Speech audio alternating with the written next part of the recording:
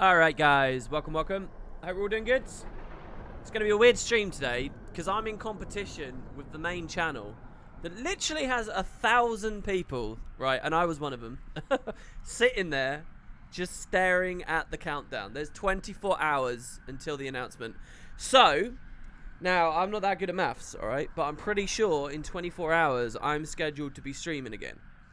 So, I haven't decided 100% just yet, but it seems like I might be live during their announcement. And if I'm live during their announcement, I'm going to be watching the announcement. So I might do one of those like stupid live react like, oh, I'm a YouTuber and here's my opinion, even though it doesn't matter that much. I'll do one of those, probably, possibly. You guys want to see that? I see people are asking me as well. Because I'm not actually on for doing an official post show for this or anything. I'm actually feeling quite out in the cold, to be honest, at the moment. It's feeling like, I don't know whether I've just been watching that countdown for too long. Like, it's just going and going and going. And now I'm building up to something in my mind. But I feel like it's this big thing suddenly. I'm getting really excited about it. I don't know if you guys saw the 7th anniversary stream yesterday as well. But and we kind of overlapped with that a little bit. But the devs were talking on that about it being a really big reveal. Like, some of the, they had a section with 3 female devs on. It was like the last section. And there was a brief moment in there where they were talking about they were like, oh, I really want to talk about this, and this, but I've got to wait. They seemed really, really, really keen about it. Apparently there's a moment where they were all wearing shirts as well that were hinting at the upcoming story. It feels, you know, and someone made a point to me just now in the main stream. Path of Fire had like a 20-minute announcement or something crazy. It was like 20 minutes, the main show. Do you remember? I did a post show that was like, what, 2 hours long, 3 hours long, something like that. I went crazy with the post show was like many times multiple longer than the actual announcement. The announcement was just like 20 minutes. This thing actually seems, even though it's just for Living World Season 5, as far as we know so far, this thing seems like bigger than the POF announcement in some ways. So, yeah, but I'm not doing anything with it, you know? I had that luxury of Heart of Thorn. Any big moment for this franchise, well, as far as Guild Wars 2 is concerned, I've been able to contribute, but this time, I'm just sort of sitting here like a normal person, just like you guys, but in all seriousness. So I don't know what I'll do. Maybe I'll stream it. Maybe I'll just, you know, I'll go live and I'll just check it out. And we'll do our own unofficial post show. Here's what I'm wondering, right? Here's what I'm really wondering. I'm wondering if someone else in the community right now is collaborating with them to do a post show of sorts. All right, that's what I'm wondering. I'm wondering if someone is keeping really quiet and they're going to just have big news for people. The thing is, I was allowed to reveal my involvement with stuff. Like, I was allowed to advertise to people and say, I'm doing the post show. If you remember when I did it with Matt on Heart of Thorns, we announced it early. With POF, I announced it early that, you know, it was at least going on. And I haven't heard anything from any of the community. So maybe they just don't like the idea of post shows. Maybe they think that's a bit, you know, it was a bit of an experiment on the internet for a while and no one really cares about them anymore, so whatever. But, yeah, I'm wondering, first of all, I'm wondering if, you know, obviously I'm not doing anything, but I'm also wondering if something is actually going to happen. And I have no idea. And the reason I say this is I wouldn't want to stream a little post-show thing, like an unofficial one, if there's a real one going on. Do you know what I mean? I wouldn't want to do that. If you look back at the work I did on Heart of Thorns, it really wasn't that good. We just had a trailer. We just watched the trailer on a loop for ages. Just like, oh, I wonder what an elite spec is. I wonder what a mastery is. I wonder what this is. So I don't know. Maybe I'm blowing it all out of proportion though, and it's really not that big. But it's starting to feel like big to me. I don't know why. But yeah. So anyway, there's a lot of people over there just watching it. Basically, it's a snowy blizzard scene that every now and then some new element will appear on the landscape, and they appear to be various forms of ice brood. Now, I'm pretty sure that what we've been looking at are like ice brood Norn, which are these big quadrupedal creatures, but most people seem to think it's a char that's front and center. The weird thing about the stream, okay, you guys might not know this, but the more movement there is in a scene, the higher bitrate you need to sustain it. So fast-moving video games actually are much harder to stream at high qualities without deterioration. And slow-moving video games with very limited asset movement can be streamed very comfortably. So, like, if you ever go to a Hearthstone stream, for example, they're always so clean and clear and crisp, and pretty much anyone with a potato PC can do that, because a lot of it's very static, right? There's very specific animations and movement in very specific places. Now, that Blizzard is like just loads of movement all over the screen constantly. Very, very bright white snow moving against a much darker background. And so it's very fuzzy, it's very hazy. I don't know whether the devs anticipated that, but it's kind of interesting. That haziness, that low bit rate, no matter how hard you try, you've got to kind of squint your eyes to see. Makes it all the more interesting trying to speculate at these strange silhouettes in the background. It's kind of actually working for them that it's a lower quality.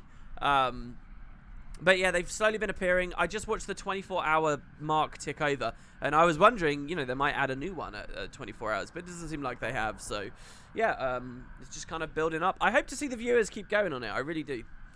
There's already 1,000 people just sitting there watching, and you know, there's 24 hours left for that to build. When I got in the chat maybe 4 hours ago, 5 hours ago, it was just filled with just like these dimwits, just these salty, you know, like the normal status quo of the Guild Wars 2 official chat. It's like, it's such a low caliber. It's all these people who think they're intellectuals, just like being overly snobbishly cynical when they actually have not got a single point to make. I described it to their faces in chat earlier as people are like, they're like ants trying to figure out how a cell phone works, you know, or a mobile phone.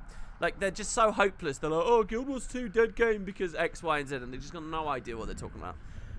It's ridiculous. And everyone wants to call themselves hardcore, even though all they do is like log in once a week to do one raid clear, and that makes them hardcore. But, you know, what you're about to watch on this stream, that's hardcore, my friends. Okay, so let's get into it. Now, you'll notice my mounts panel has grown a bit, and I know what you're all wondering. WP, will you unlock everything in the game today? Maybe. It depends. It depends. So let's move in. First of all, Kralkatoric's up.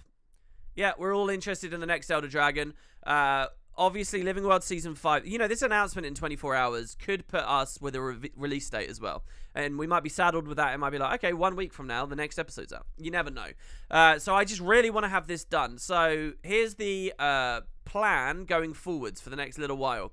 We are going to be getting our last couple of Dragonfall metas, okay? So you need 25. I've done 21. I've just got 4 left. And once I've got the last 4... every achievement, everything possible across the entire season is done, except a couple of Miss Bloom armors and Vision. So I'm going to do this Kralkatoric right here. We don't have time for Tech. I know Tech is up as well, but they've overlapped in a really annoying way. I probably couldn't have got both. Maybe I could have got both. No, because Tech's probably still in its first phase right now or something. Anyway, we're going to get this, and then we're going to get Vision. So we're going to go back through, and that's our last currency sync. And my plan is to have these last couple of metas. This is easy. So all the achievements will be done. All the minis will be done. Everything will be done. My plan is to have it all finished, including Vision, the legendary, by the time 7 days have passed. Just in case, that's the start of Season 5. And then we'll go into Season 5 with, you know, like over 1 million karma, plenty of money, all that kind of stuff will be sorted, right? We'll do whatever's going on there, if this is the universe we end in. And then it will be sort of regular stuff again. That does kind of leave us in a weird place for guild missions this week. But I don't know. We'll see. You guys can understand my reticence to do guild mission stuff. Let's actually get game audio on for you, shall we? Let's just turn this up, this up. Sorry if it's a bit laggy as well. I've been messing with my culling settings and stuff. The video I did yesterday, I was actually really tempted to just try and make it look as good as possible. You guys will notice I shoot videos all the time at the temple in the first map for Path of Fire, because that place just looks so good. And yeah, I just want it to blow people's minds when they click the video. That was kind of a nice video, actually. I got to do a 20-minute live discussion, and during it, via Mount Travel, get from the north of the expansion to the... Actually, no, not even the north of the expansion. I got through a selection of the expansion. Obviously, we missed one of the whole maps. So yeah, okay, now other stuff. I did log on to my other accounts. Okay, so check it out. Deliveries from the Black Lion Trading Company. I have given myself, for free, these Knife Tail Gang hunting boards. So we will get at least 3 today. I did notice as well, I think it was Anve. Anve, are you in chat? It was a Jules. It was one of you guys beginning with an A. I'm so sorry. But one of my alt accounts has a Knife Gang that's been sent to. Somebody sent the wrong Wooden Potatoes account a gem store thing the other day. So, I mean, that one day we'll go back to that account for some challenge or something, and you guys will just have to, you know, we'll unlock some random ass thing over there. But yeah, so basically I gave myself these ones for free, and, you know, that's nice. We will spend them. If you guys want to help out on the cause, we're getting really close. So, my account name is Baradin3164. If you guys send me knife boards, you're going to see some crazy shit on this stream. The first one is free. You can gift the first one utterly for free. Again, hopefully people in chat can keep just shilling for me so I don't have to. And the details will be in chat. And if you ever wonder, just ask them in chat. And we'll open them on stream. You basically have the power to, for free, give me a mount. I'm not joking. And that's not the same necessarily. You don't necessarily have the power to give yourself a mount, because you probably don't have the crazy amount, you know, baseline stuff unlocked. I don't know why I'm aiming on this ogre just yet. Just here. But yeah, so I've got that. And yeah, there's not really much more going on. I saw that someone got an Aurene weapon in the last meta that I did for this. So in 21 metas, I have seen one person get an Aurene dropped.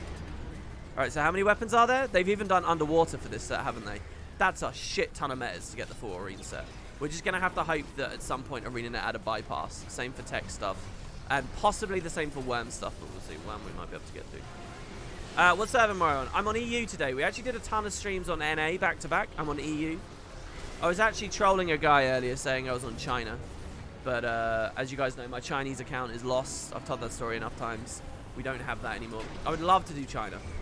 I'll do Zero to Hero China if you guys give me a China account. I'll definitely go for that. But for now, it doesn't look very possible.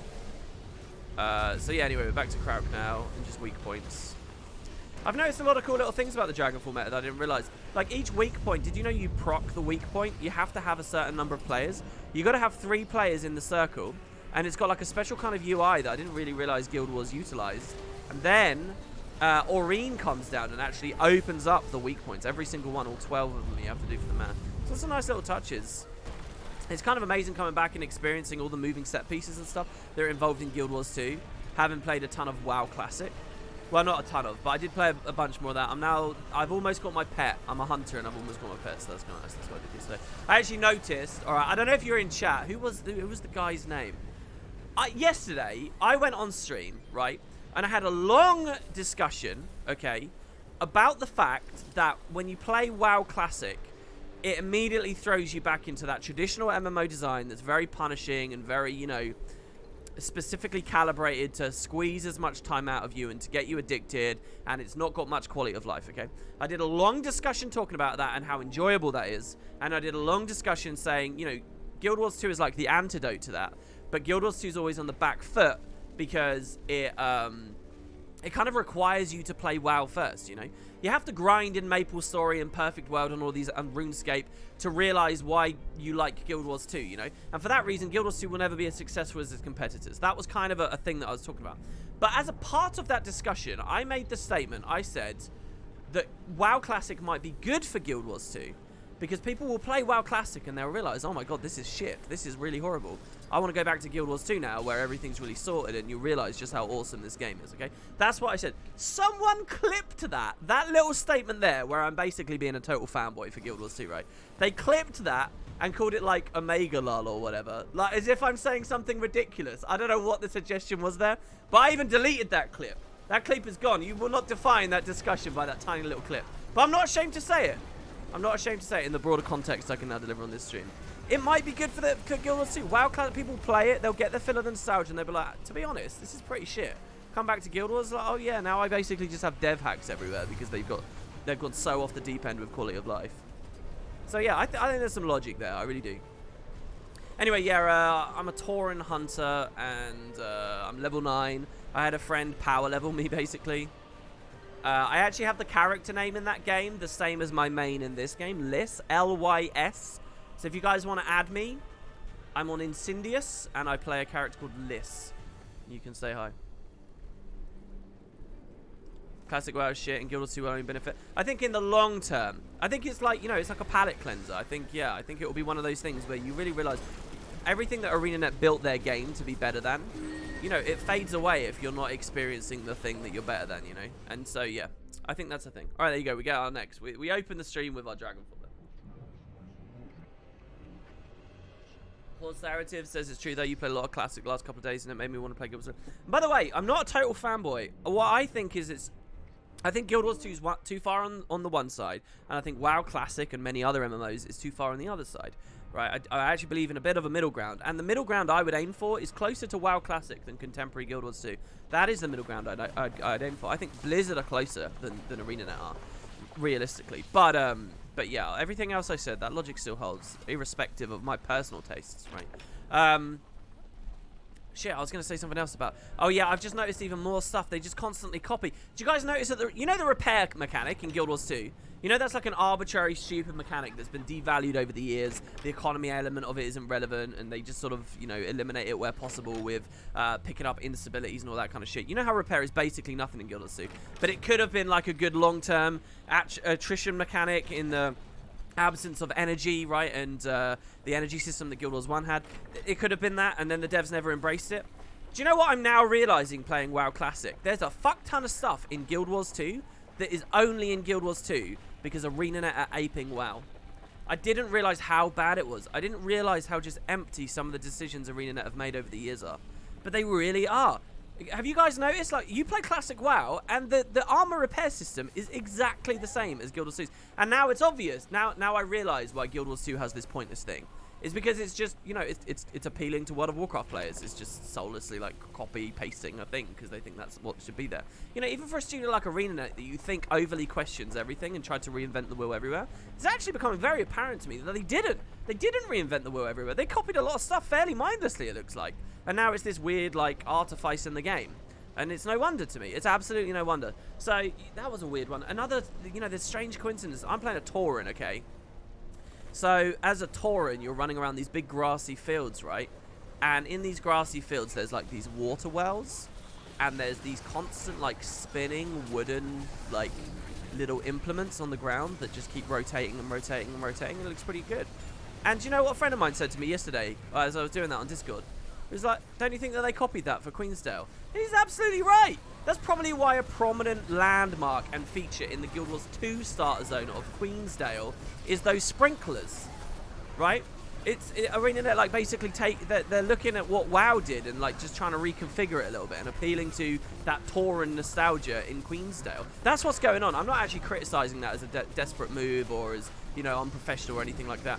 But there's, like, a whole world of shit that I actually now realize is going on, and without the context of both games, you just don't figure it out. You don't figure out certain elements of developer intent unless you broaden the palette. So I'm really happy I'm playing it. It's an awful game, guys. It's an awful game, but I'm really happy I'm playing it because from, like, that kind of observational standpoint, from the cerebral standpoint, I'm really enjoying it.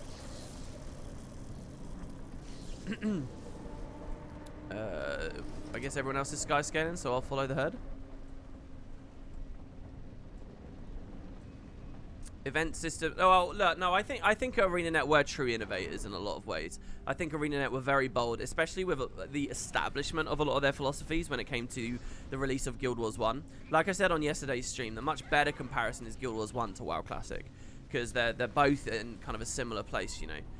They're very similar in, like, the rendering capabilities of their engines and the exploration. So they're very, very, very similar games, but they take very clear divergent paths. And I think ArenaNet were very bold to do a lot of the things they did, and I think they deserve a lot of respect out of that. A lot of that just kind of got carried over to Guild Wars 2, and some of it a little bit lost along the way, some new stuff picked up, but I think the Guild Wars 1 to WoW Classic comparison is an excellent, like, there's, you know, you could write essays about that, and it's very cool for me to see the other side. It's kind of everything I wanted in terms of WoW Classic, just to sort of get that flavor, because for those of you that don't know, I'm not a World of Warcraft fan or a Blizzard fan or anything like that. I never played it back in the day, so I didn't actually really see those stark differences and decisions they made. And when it came to Guild Wars 2, you know, I don't think it's fair to say, oh, they copied public quests or whatever. They might have seen what, like, public quests were doing. The actual example is an MMO no one ever really talks about anymore. No one talks about this MMO, but Rift.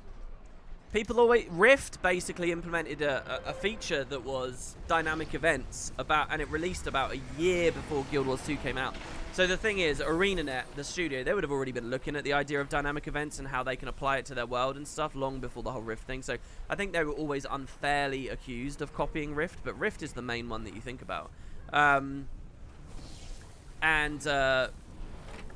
With respect to that, I really think that they did something major with dynamic events. Because it's one thing to see people are doing, like, this public quest thing to supplement the game, but to actually staple your balls to the wall and say, no, I will go down with the ship, okay? And say, we're not even doing traditional quests anymore. The entire game is dynamic events. That's the true, stark, profound thing that they did, right? And they went for it. They went for it. I think it was a mistake in the end, but you can't bash the intent or the because we would just be using hindsight. We're just using hindsight. It takes real guts to do what they did and to try and implement it to the best of their possibility. And then the same thing happened with season 1, which also I think to an extent backfired on them. I very much dislike the way we have to quest through achievement UI and stuff. You guys know that about me. But you have to say respect where respect is true. They took some leaps. They weren't just mindlessly copying everywhere. But in a lot of places that I didn't realize they fucking were. They really were. It's quite interesting. But yeah, why don't people talk about Rift anymore? Very weird to me. Seems like it's this forgotten child somehow. Is Rift the MMO that about a year ago there are all these like joke posts on the internet showing screenshots of some... Is it fair to call Rift an Asian grinder? But they were showing some MMO, some like semi-contemporary MMO. I'm talking late 2000s, right? Around the 2010 border, okay? Which was a big, I think around, maybe this is just me being out of touch, but I think around the 2010 border, you had a lot still going on with MMOs and people trying to take the pie away from Blizzard and WoW, right? You had Ion and you quickly had Rift and you had not ESO, you had Star Wars at a similar time. There was a lot of activity, right? And then Guild Wars 2, WildStar shortly after Guild Wars 2. I think after WildStar we started to see real sincere attempts from the West closing down after that, I think after WildStar. But there have been a couple of big ones in the interim as well, like BDO, but it's definitely cooled off, right? I think the 2010 period. But anyway, that's a game from that 2010 period you just don't hear much about. And I saw a post about a year ago from one of those games from that period, and it was showing a screenshot of like the mounts and the mount skins they have now. And it's like a fantasy MMO, but people are like riding around in like New York taxis and stuff, because that's what they sell on their microtransaction store, like New York cab mounts. And it just completely obliterated the aesthetic of the game. Is that what happened to Rift? Is that why people don't talk about it? I think WildStar is... You guys are talking about WildStar a lot in chat there. I think WildStar is a game that is going to be grossly misremembered and misrepresented and misunderstood as the years go by. If you really want to understand why WildStar failed and what really happened there, you have to get into the nitty-gritty of those big-ass walls of text that ex-players will put in specific like communities like subreddits and stuff. You can't just say, oh, it's because it was trying to be a hardcore raider and that's out of date. I don't actually think that's got much to do with it. I've read some really cool posts over the years. Not many, admittedly, maybe one or two. Just these big, powerful, impassioned, long walls of text about all the other mistakes that... Who made WildStar? Was that Tryon? Anyway, their studio made, and it really wasn't actually about the fundamentals of the vision they were trying to sell. But now that vision's been tampered with and it's not marketable anymore. Because WildStar is not around, people are going to be scared to say, I'm going to make a hardcore MMO. They're going to be scared. Even though a hardcore MMO could work and should work, they're going to be scared because people like use WildStar as an example of a failure, an inherent failure to the concept when it actually shouldn't be. Does that make sense? So by the way, I'm only really getting these chests because after our first 1,000, we get one Aurene weapon.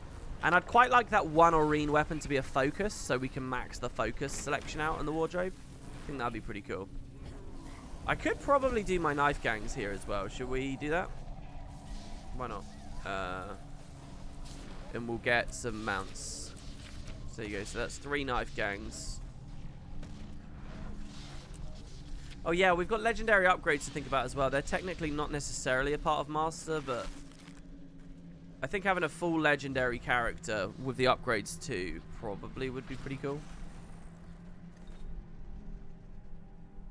The Guild Wars 2 stream is so clear now. I think it changed, WP. Did it really? Interesting. Hey, WP, I love the introducing series since I've come back to the game after a long break. Thanks for all the great and informative content. Thanks, man. I've actually got 5 more episodes on my hard drive, right? I should put those on Patreon. Holy shit, I should put those on Patreon. I've got like 5 episodes on my hard drive right now that I will be slowly posting over the next couple of weeks. You never know. If in 24 hours they're like, you know, this announcement is the whole no more expansions, elite specs coming with Living Worlds, next episode's in 2 weeks, and you're going to get a new elite spec. If all that shit happens, I might rush my series out a bit quicker. But, yeah, over the next couple of weeks, I'm going to pad them out a bit. you should see introducing the Dragon Hunter, introducing the Herald, introducing the Daredevil, introducing...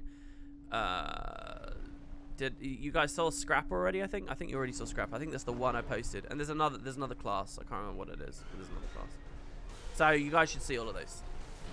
Okay, so our likelihood, by the way, of spawning a Skrit off of the Hydra is pretty low, but we'll see what we got. A 4th figure. Damn it, man! As soon as I come to stream, stuff happens. I shouldn't actually be jealous or feel like I'm missing out. It's literally going to be the most subtle, like, animation change. and you know, I would get to absorb all that information and have consumed it in about 5 seconds. And it's probably just going to be like that for the next 24 hours now. Coolboy Jake says, it's likely the next episode is on September 17th. Hey, Atrophy, thanks so much for the sub there. 31-month streak. Thank you, dude. I really appreciate that. And hopefully that reminds other people if they haven't got a sub going or anything, it would not go amiss here. Money is tight.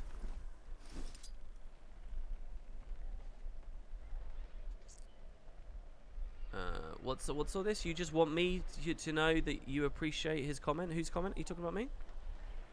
It's not that subtle. It's kind of a big change. So one of the theories over there for the timer, the countdown timer, is that it's building. Okay, well, let's get the fundamentals in place first. Let's assume that this announcement is about convincing us no more expansions, but that's a good thing. Let's assume. By the way, I love being in Shroud with Barrier. It's fucking hype. Let's assume that that's what they're doing. So that would mean elite specializations during Living World. So here's the theory that those silhouettes behind the storm are slowly going to be revealed to be standing side by side until you have 9 of them, 1 for each profession, and lo and behold, it's the Generation 3 elite specializations you're looking at. You know that classic picture they did with the original profession announcement, and then they repeated it for Hearthorns. Did they repeat it for POF? Did they do an official one for POF? If anyone can you guys tell me shit? Oh, well, I should remember that, shouldn't I? And you can now see 5 or 6 figures. All of them are char. Interesting. Well, that kind of... I don't think that what I just expressed, that it's that anymore then. If that new update is genuinely they're all char, I don't think that can be the response because... good thing I can actually use this mastery. Because they would have mixed races in there. They would definitely have mixed races. Looks more like an ice brewed warband or an even army storming Tyria. Well, yeah, the idea that they're all ice brewed, that they've all fallen to Jormag, it just reminds me a lot. I actually was going to do a mini audiobook clip for people today. I was going to tweet it out. I was going to put it on SoundCloud and tweet it out. If I couldn't find it in my audiobook. In Edge of Destiny, I swear there's a scene. It might be really early, but there's a scene where I think my memory of the scene is that Air is like carving at her homestead. And like the bells toll or whatever in Holbrack, it signals that there's an attack. And in the book, Holbrack is this place surrounded on all sides by chasms that can only be crossed at certain bridges, like there's certain choke points into the city. And what happens in the book is they all run through and they have to defend from a ton of ice brood. And I think the point of the chapter is, or the moment, is Air sees I think at the very beginning of the book there's some boisterous Norn that say we're gonna go off and we're gonna fight dragon, we're gonna be badasses, and then she sees their corpses coming back. And you know, the devs quite effectively demonstrate this is one of the big zombie sides of the story here, you know, which they went really heavy on with the Zaitan arc obviously. But okay, so here we got to go into the vent if I remember rightly. But that moment, I'm pretty sure they draw very clear visual imagery. Oh look, when none of the assets load in, the game looks like WoW Classic. There's very clear like visual imagery in the book of this misty, snowy storm, and these figures just start looming out. That's what the current countdown page is making me think of. I swear that's the. But yeah, I looked in the book and I couldn't find the little moment. I basically just Control F Holbrack and did a search function. Didn't see it, so I thought fuck it afterwards. But yeah. Do you think that Living World and Elite Specs and expansions are mutually exclusive? Why can't we have Elite Specs now and in another year or so with a new expansion? Well, see, when season 3 was coming out, I was actually saying that. You can find me sincerely on the internet saying, as we were rolling, because there was a big gap before season 3, remember? There were double content droughts associated with Heart of Thorns, going in and coming out. That's why Path of Fire was so good. There was no drought going in and there was no drought coming out. It was all just big content the whole time. And now that's been shaken a bit and people have forgotten the history of the franchise and they're, oh, there's not enough content. Dragon Dash isn't enough for me. But, you know. I remember that in that gap waiting for season 3, saying, you know, could they do elite specs in the seasons now? And most of the community was not on board with my idea, and I quickly like wimped out of it and kind of backtracked and said, yeah, maybe I'm being an idiot, and I didn't really go on it very much. But I think it's very possible to do elite specs with Living World and expansions on top. I do think it's possible to have all three. And it's maybe not that crazy from a... The thing is, right, what we're talking about is a shit ton of work, if that's what they're going to do, right? So what you've got to do is you've got to say, this is going to be really big for the community. It's got to be worth a lot. If we're going to put this much effort in, it's got to be worth a lot. And maybe that's justifiable. Maybe you can say, well, look, what will get people pumped? Here's the problem, guys. If all this announcement tomorrow does is talk about Season 5 and nothing else, if that's all it talks about, I think it's going to be a hard sell. I think it's going to be a hard sell because a lot of people... And they're mistaken to feel this way. They're totally mistaken to feel this way. Don't get me wrong. If you actually look blow for blow, content for content, Season 4 has way more than Path of Fire, right? There's more story, there's more explorable terrain, there's more features, there's higher quality features, all right? Like, you compare a lot of the Kralkatorrik experiences we have, they trump, like, the Balthazar fight and stuff. They just do. They trump it, right? You know, the camera work that they started using, the lore book UI. Season 4... is better than the expansion that preceded it. It's better in pretty much any metric you like. The only downside is that it's like borrowing a lot of assets. Not even entirely. Like, look where I am right now in Dragonfall. There's like new types of enemies and shit running around. But there's a certain feel, okay? There's a certain feel to an expansion. The idea of things coming in bulk, I think people really cherish. And they're mistaken to feel this way, but people look at expansions with really wide eyes. And... if this announcement just has Living World stuff and no sign of an expansion, I think people will interpret that as, I don't have a reason to play anymore. I really think people will interpret it that way. And that's horrible, but I think that's the world we live in. So, ArenaNet need to give them a new reason. And maybe Elite Specs during Living World is it. Maybe that's the bridge, you know. Maybe that's the way you do it. There's a lot to get into. Like, you got to think about the communication policy. Maybe their plan is to do an expansion, but they don't want to break their communication policy of talking about things too early in advance. But let's not fucking forget. Let's not forget how little time we had between hearing about Path of Fire and being in Path of Fire. Does anyone remember? It was like a month, wasn't it? Like, I'd been sitting on the info for quite a while, right? But for most people, it was, oh yeah, there's an expansion? Cool, when is it? Holy fuck, it's like in a couple of days kind of thing. It was nuts. So if that was what ArenaNet really believes, if that's what they think their communication policy should be and stuff, where does that leave them for this announcement in 24 hours, right? Where it's just about the mod season. So maybe they want to be unbudging on that. So how do they keep people going all the way through Season 5? You know, we discussed about a month ago on one of these master streams. Hold on, we're waiting for the map to reset here. Actually, there's no reason to wait for the map to reset, is there? Alright, let's just go get some script kills. I guess I'll do it in the Char starting map, since we haven't done this one yet. The Char starting map is so much more boring and less nostalgic to me than all the others.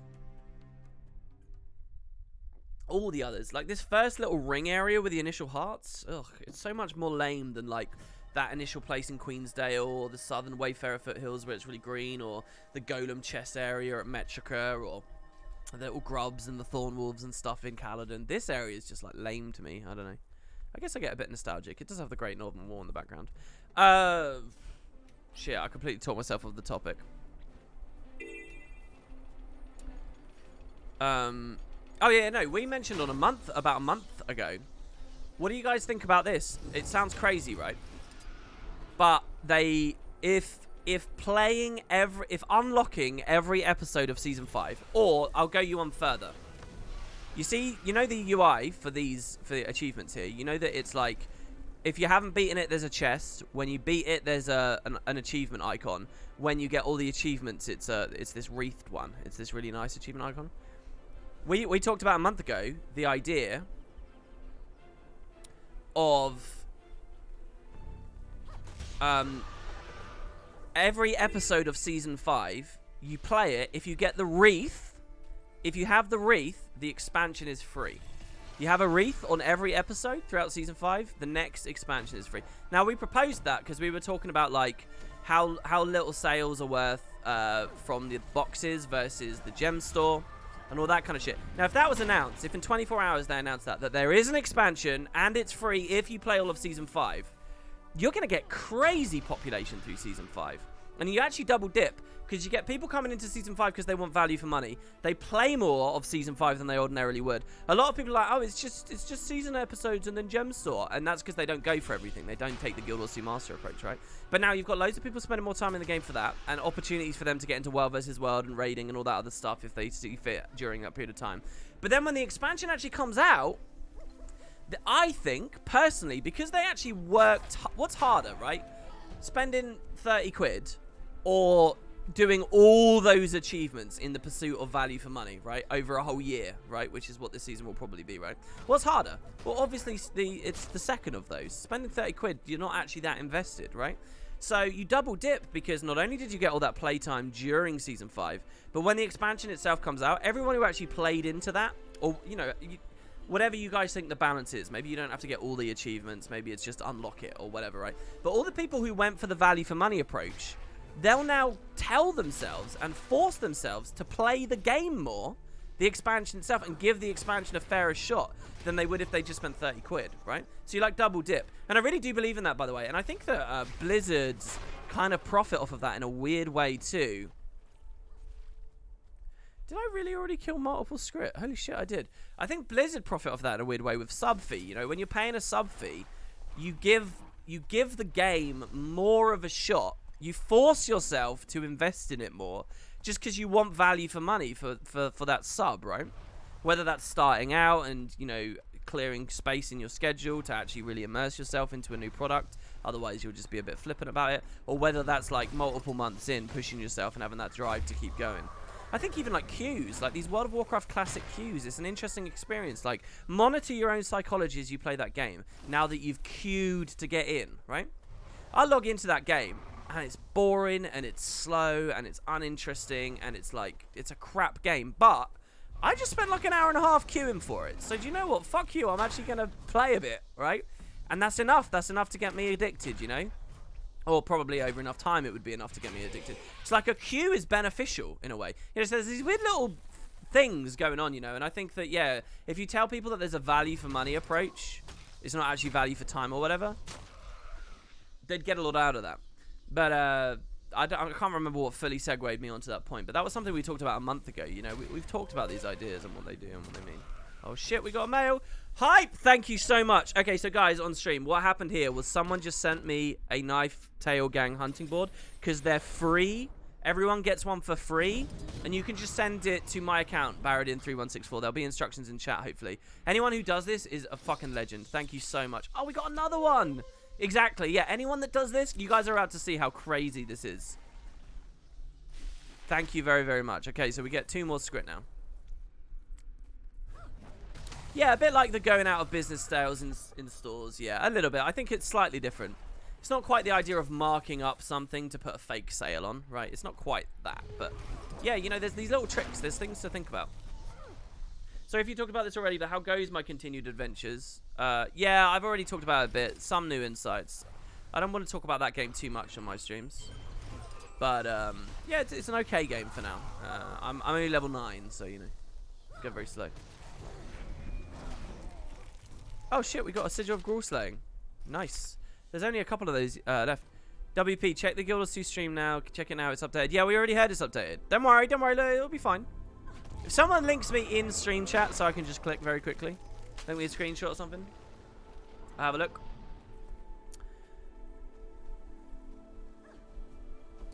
When you're mounting, there's a lot going on. Sort of spinning wheel. If you go to YouTube and you type Guild Wars 2 mount wheel, you should see my video on it. Or you can go to my exact channel and type that in, and you'll see my video. It has all the information you could like. Basically, just a really talented dev that created a cool tool for the game that I use, and I'm happy to advertise. I like stuff like that. No, you guys can post links. I see the links. It just might delete it for you guys. Okay, I'm looking at the page. Oh yeah, it's much clearer now, isn't it? It looks like a Char, maybe like dual-wielding weapons now or something. It does look like a warband, doesn't it? So what do you guys think about this pairing of Char with the snow and stuff? In Eye of the North, I was having a bit of a discussion with someone over on that stream earlier. There was a guy who was saying that Eye of the North, that area of the world is about fire versus ice. It's not true at all. It's White Walkers. All right, they're called Ice Brood, bro. Okay. What stream do you think you're on right now? They're called Ice Brood. No. And I was like, there's nothing inherently fire versus icy about the non-chivs. But it is kind of true that there was like a bit of Char Norn interaction going on there. A bit. It's curious, why pick the Char? Is this Cogs of War? Dude. I don't know what I'd do. Can you imagine if they actually named this season, or one of the episodes this season, the Cogs of War? Oh, it'd be so good. Can't wait for another Ice Omicron tribe. Yeah, maybe the Char angle is pretty good, because they can connect to some of the stuff they built up with the Omicron. I think the devs did really well. We met so many new factions and people and societies and stuff over Path of Fire and the most recent season. So many. Like, think about Thunderhead, and as you walk through those massive tunnels at the start of Thunderhead, all the different groups with the various forms of Awakened and Exalted and Omicron and Sun Spears and Zaishin, and just so many factions, just everywhere. There's loads of them. Now, I'm wondering if... I think the devs did good with that, but I'm wondering if they feel like they've gone as far as possible, and whether maybe some of those will carry over to Season 5. I want to know how tight they think of Season 5 as being Path of Fire associated. Like, here is another observation I made. Think about this, guys. You know all this with the snow, and we're all thinking about Jormag, and we're thinking... Like, let's think about this, okay? The last 6 episodes, 3 of them had nothing to do with the Elder Dragons. Almost nothing to do with the Elder Dragons. 3 of them were to do with Joko and politics and the existence of humans in famished, malnourished Elona, alright? That was the first 3 episodes, okay? And even there, we had a bit of a segue into fucking X-Flame Legion and Inquest storylines and stuff, right? It wasn't really Kralkatorrik oriented that much. So half the season was not even about a dragon, and then it became about the dragon. And that's all fresh on our mind right now, because we kind of had 3 really solid patches back to back that were all about the dragon. But that's half the season. So you look at all this ice right now, okay? And you think you have a clear idea of all of Season 5. Guys, this ice might only be like episode 1 related. Like, think about this too. We already were in an icy region quite recently, Thunderhead. I actually think in retrospect right now, my sense of the Thunderhead release is actually quite poor. It feels to me like I'm not actually that excited about snow. Does anyone agree with me? I'm not that excited about snow. I'm not that excited about mountains. There's not much novelty in it for me. Now, I like the idea of the MMO spending 2 years in hot, sunny, deserty areas and then swinging us into snowy areas, and that feels pretty good, right? Because then you'd be ready for it. But I think that's been undermined by Thunderhead. I think Thunderhead is like a weird, sore, strange bit now, where very recently I was in the mountains, you know, and I don't feel much magic there or much excitement, because when I imagine, okay, the next Living World episode, I just kind of think of it being like Thunderhead again. That's got to be wrong of me to some degree. They must go further with it, heavier with it or something. But you know what I mean? Like the lore implications, where in the world we are, you know, there's fun stuff to talk about. But the actual aesthetic and the style of all of this, I'm not like crying out for Jormag. I don't think Jormag's the most interesting. Jormag is like something on a to-do list to me. More than any other dragon in the whole game. I never felt that way with Morgemoth, because there was all the mystery and he was new. I never felt that way with Zaitan, because he was the first one that we fought, you know, and there was a lot of excitement there, and you have the entire game geared around Zaitan. I never felt that way with Kralkatorrik, because he was the newest one to awaken, and they had all this cool story with Destiny's Edge to do with Kralkatorrik. So Kralkatorrik just felt really cool. Kralkatorrik felt like he could have been the final boss. If the devs wanted to do it that way, if they hadn't, like, replaced Destiny's Edge with Destiny's Edge 2.0 and all that kind of stuff, Kralkatorrik could have been the final boss. So he doesn't feel like a thing on a checklist. I see we've done our hunting boards. Deep Sea Dragon has all this mystery. Primordus is the boss. Since Kralkatorrik wasn't the final one, Primordus has to be. Primordus has to be. Primordus is so cool. Primordus is the granddaddy of them all. So Primordus is not a thing on a checklist. And then you got Jormag. And I'm just kind of like, okay, Jormag. There's a bit of, like, you know, psychic manipulation going on there, but that kind of overlaps with Morgemoth to a degree. And like, all right, okay, Ice, I gotcha. And, like, his followers are just these, like, flanderized Norn morons. Like, I'm not that excited. So it's a weird season. I think it's a tough sell for me personally. Someone asked me where my hype was, and I said my hype's about where it was when Season 4 started. And I think it should be higher, but I think it's marred by all this Frosty stuff at the moment. And I think Thunderhead's a lot to blame. Mounts break the game, by the way. Okay, cool. So let's open these boards, shall we? You don't think Jormag's intriguing for his design and what his second element is? No, not really. And I don't think the Svanir story is that cool. Like, a lot of people are like, oh, Svanir should come back. Or people, like, speculating about Drakkar and stuff. They're just not that compelling mysteries to me. They're not that compelling characters to me. They're not... I don't know. The thing I would be most excited about with the Far Shiver Peaks is, like, you know, the hole to the other side of the world. That landmark. That thing's cool. And, like, the ghostly forage, the Varahar Fells, where, I can't remember the Asura's name, but the Asura was studying the facets of the dragons and the land unwaking and all that shit. I think that's an exciting area of the world. I think the ocean up there, I think the Codan influences are going to be fun. I think that kind of stuff's cool, but the actual, like, other bits, I don't know. Yeah, maybe spirits. Spirits are pretty exciting, actually. I'd like to see a bit more about the spirits. To be fair, yeah. And, like, Lost have runes and shit like that. Okay, so let's preview and see what we got. There's only 4 outfits left in Guild Wars 2. 1 backpack, a section of dyes, 1 seed pods, this number of mounts, and this number of weapons. It's quite high on these, to be honest. So let's see what we got. It seems quite highly weighted for outfits, so we get 5. Thank you very much to those 2 that got sent in here. Ready? We got the Natuka Smoke Scale. What's the hole that I mentioned? Okay, so the very north of Eye of the North, right? The most north we've ever got to go in Guild Wars 2, okay? Is not in the Guild Wars franchise. The most north you could go in the Guild Wars franchise. Is it Bastion? No, no, no. It's even further up north. It's at the very top of a map up here in Guild Wars 1, Eye of the North. And at the very top of the map, right near the border, at the end of the map, is like a mysterious landmark. And it's just a black pit. It's just a hole in the ground that you can't see the bottom of. And there's like a little note that you can read next to it. And it says, this hole is so deep, we don't know where it goes. So the Norn live here. Bold, adventurous, explorers, right? And brave people. So the Norn would see this hole and they'd see it's this challenge to be conquered. So they'd climb in the fucking thing. They'd go, all right, I'm going to see what's at the bottom of this hole. Let's go, boys. And every time a Norn goes in, they never come out. Nobody knows what's at the bottom of the hole. And the idea is, like, maybe it comes out the other side of Tyria or something. Like, it's just this epic, abyssal, colossal pit.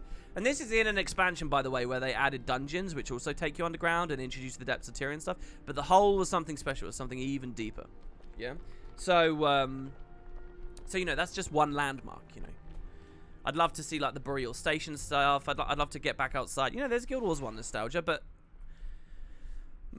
the broader plots, I've got... What Episode 1 needs to do is it needs to hit me right in the face. It needs to throw a solid punch in my face and mindfuck me about this dragon and what's really exciting about this dragon. That's what they got to do. And maybe in the next 24 hours, we'll see some hints into that, right?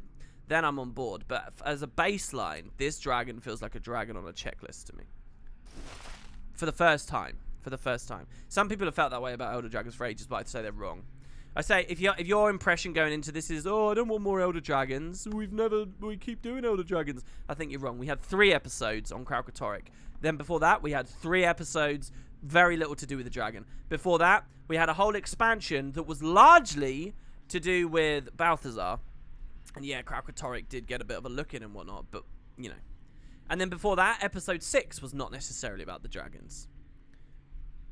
Then, yeah, we had Flashpoint before that. There was a lot of Crichton Civil War stuff. I don't think it's fair at all to say we've had too much pure dragon stuff. I think if you feel that way, you don't look very clearly about the story. You don't think clearly about the story. And you're justifying that. And you're justifying your lack of enthusiasm the wrong way. Some of it will be intellectual laziness. And some of it would just be the devs aren't good at writing some of the other beats they're going for. It's not actually the subject material. Alright, okay, next. Oh, I never even looked at it. Sorry, I never even looked at it. So, the Storm Ridge. Oh, this is just the Super Lightning Raptor. And then I saw the word smoke, didn't I? No? Shadow? Was it Shadow? What was the mount we got earlier? Someone tell me. The Guild Wars 2 stream crashed. Did it really? Oh, it's back now. What are their viewers climbing to at the moment? Does it just keep going and going and going? Anodic says, literally nowhere in my question to Wooden Potatoes did I say that people shouldn't be allowed to critique things. Oh, there's leaks. Oh, that would be really sad if the countdown fucked up somehow. They're testing for tomorrow. They need to leave it there. I want to see that just build and build and build. I'll be so disappointed if they don't get much viewership on this thing. Alright, no, there's still 1.1k there. Alright, okay, good. I don't remember what this other one was. Nobody's saying. Now the scene is in the theater. Oh, shit. They've got real competition. There's real content there. Actually, that's good. I don't mind being beaten by a stream that's actually showing gameplay or, like, footage of things. Okay? I do mind a little bit of being beaten by a countdown. I never looked. What did we just unlock? Why would 1,200 people watch a countdown? Because they're excited, you know? I think it's really good. You can just basically put a subtle little thing there. The amount of discussion that comes out of something quite arbitrary and small. You know, they've probably got as much discussion out of those silhouettes on that snowy background as they would get out of a full-blown trailer. Just because they've streamed it in the way they have, and there's nothing to do but sit there and talk about it. It was a Slayerite shortbow, was it? Okay, nice, cool. Next, the Mirror Masked.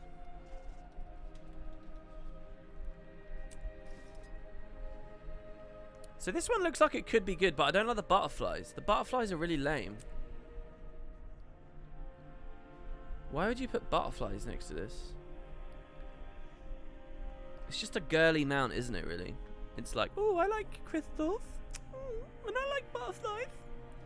This is like a Barbie mount. Next. Celestial Blue. Now, I was just looking at that on the TP earlier. If you look here. Gladium dye, I was looking at these. Celestial Blue. 400 big ones. Give me that gold. Oh, yeah. Whoever sent that last thing just gave me 435 gold. Let's just be clear. Whoever that was that sent that just gave me 435 gold. Thank you very much. It's a Mesmer mount, you moron. I actually kind of love you call me a moron there. I say moron all the time, but people get ultra offended at the word moron. I don't know. It's just kind of a casual word for me. I've got to be really careful about that word because I call people morons all the time, but they get really, really pissed off.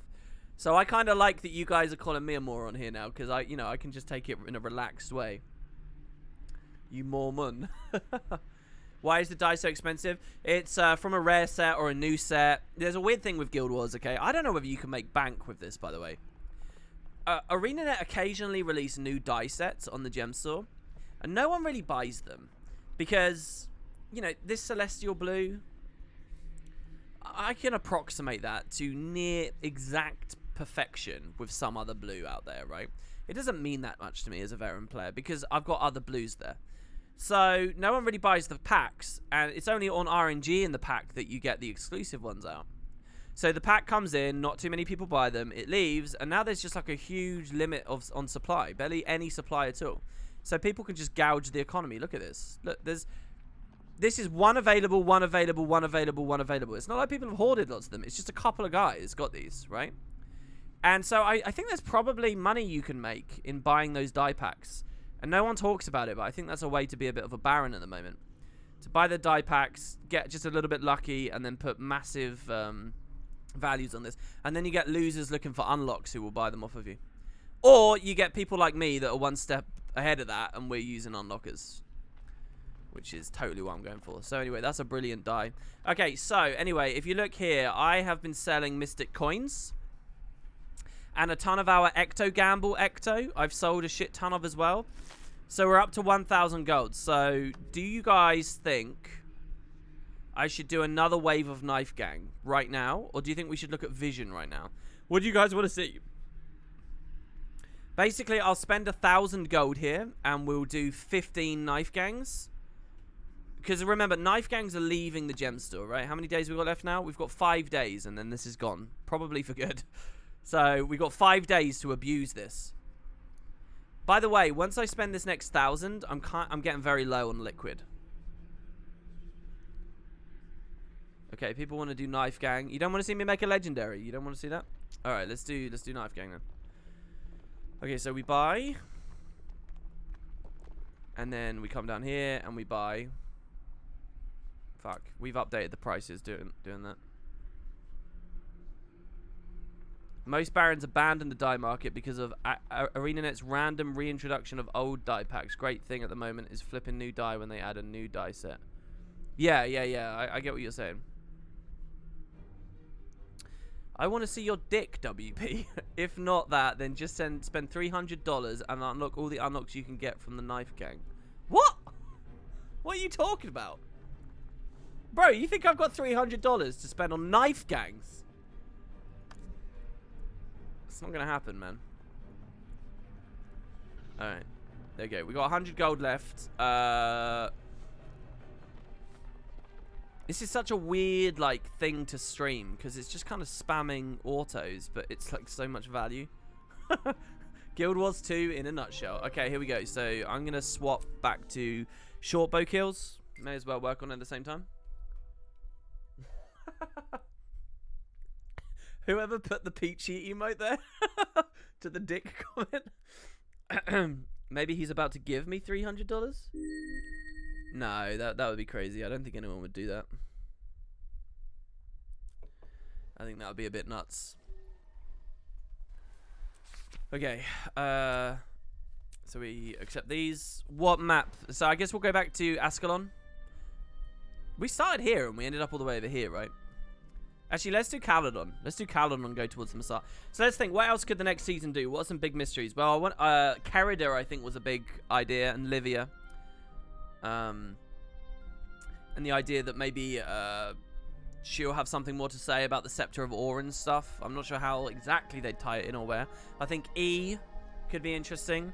I think that little thing they did in Season 2 of the setup of Rox's old warband, they might be able to do something.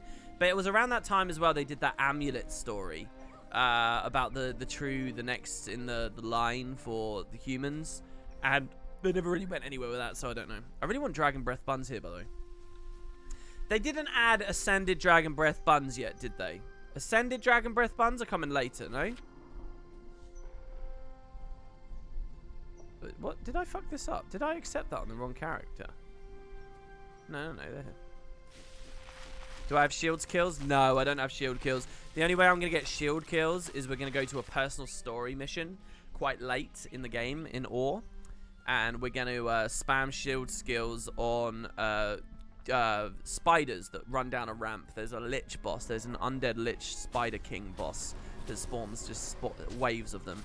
And we'll get our shield kills there. Either there, or there is a vigil mission in the Claw Island arc where you go into the sewers of Lion's Arch. It's right before Claw Island begins, really. You go down there with your mentor, Thorgal, obviously, and you learn about an Orion scout hidden in the debris beneath the city. And that one starts in a sewer pipe, and a ton of rats flush out towards you at that sewer pipe, and they count for kills as well on ambience. So that'll be the way that I do it. Oh, did I run past the feast? Let's have a look here.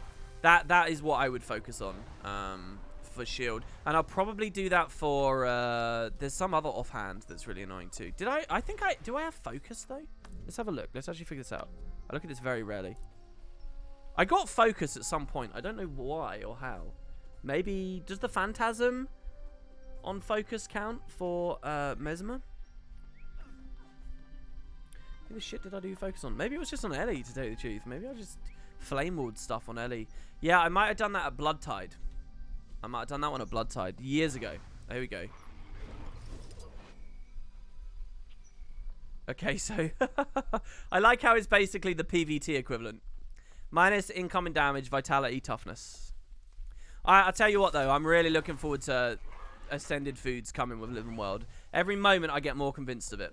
Do you know what I want to see the Ascended equivalent of? ArenaNet, if you're out there, check it out. You got to add this. Bowls of fire salsa. Look at this bad boy. Look at this. This is the Elementalist food, okay? Double downstate health. 20% damage for your Lava Tomb, alright? Also, very good on Reaper, alright? Anywhere where there's a Signet of Agony, epic. Even in raids where there is no Signet of Agony, epic. Now, I want to see the perks from this go onto an Ascended food so I can get attributes with it too. I'll be all about that, alright? And just put like a massive cost on it. I don't give a shit. You know, revitalize an area of the economy. I'm well up for some fire salsa. I have a friend who likes the idea of them bringing seaweed salad back as well. Have I harvested my crops? Actually, I haven't. I haven't looked at my crops yet today.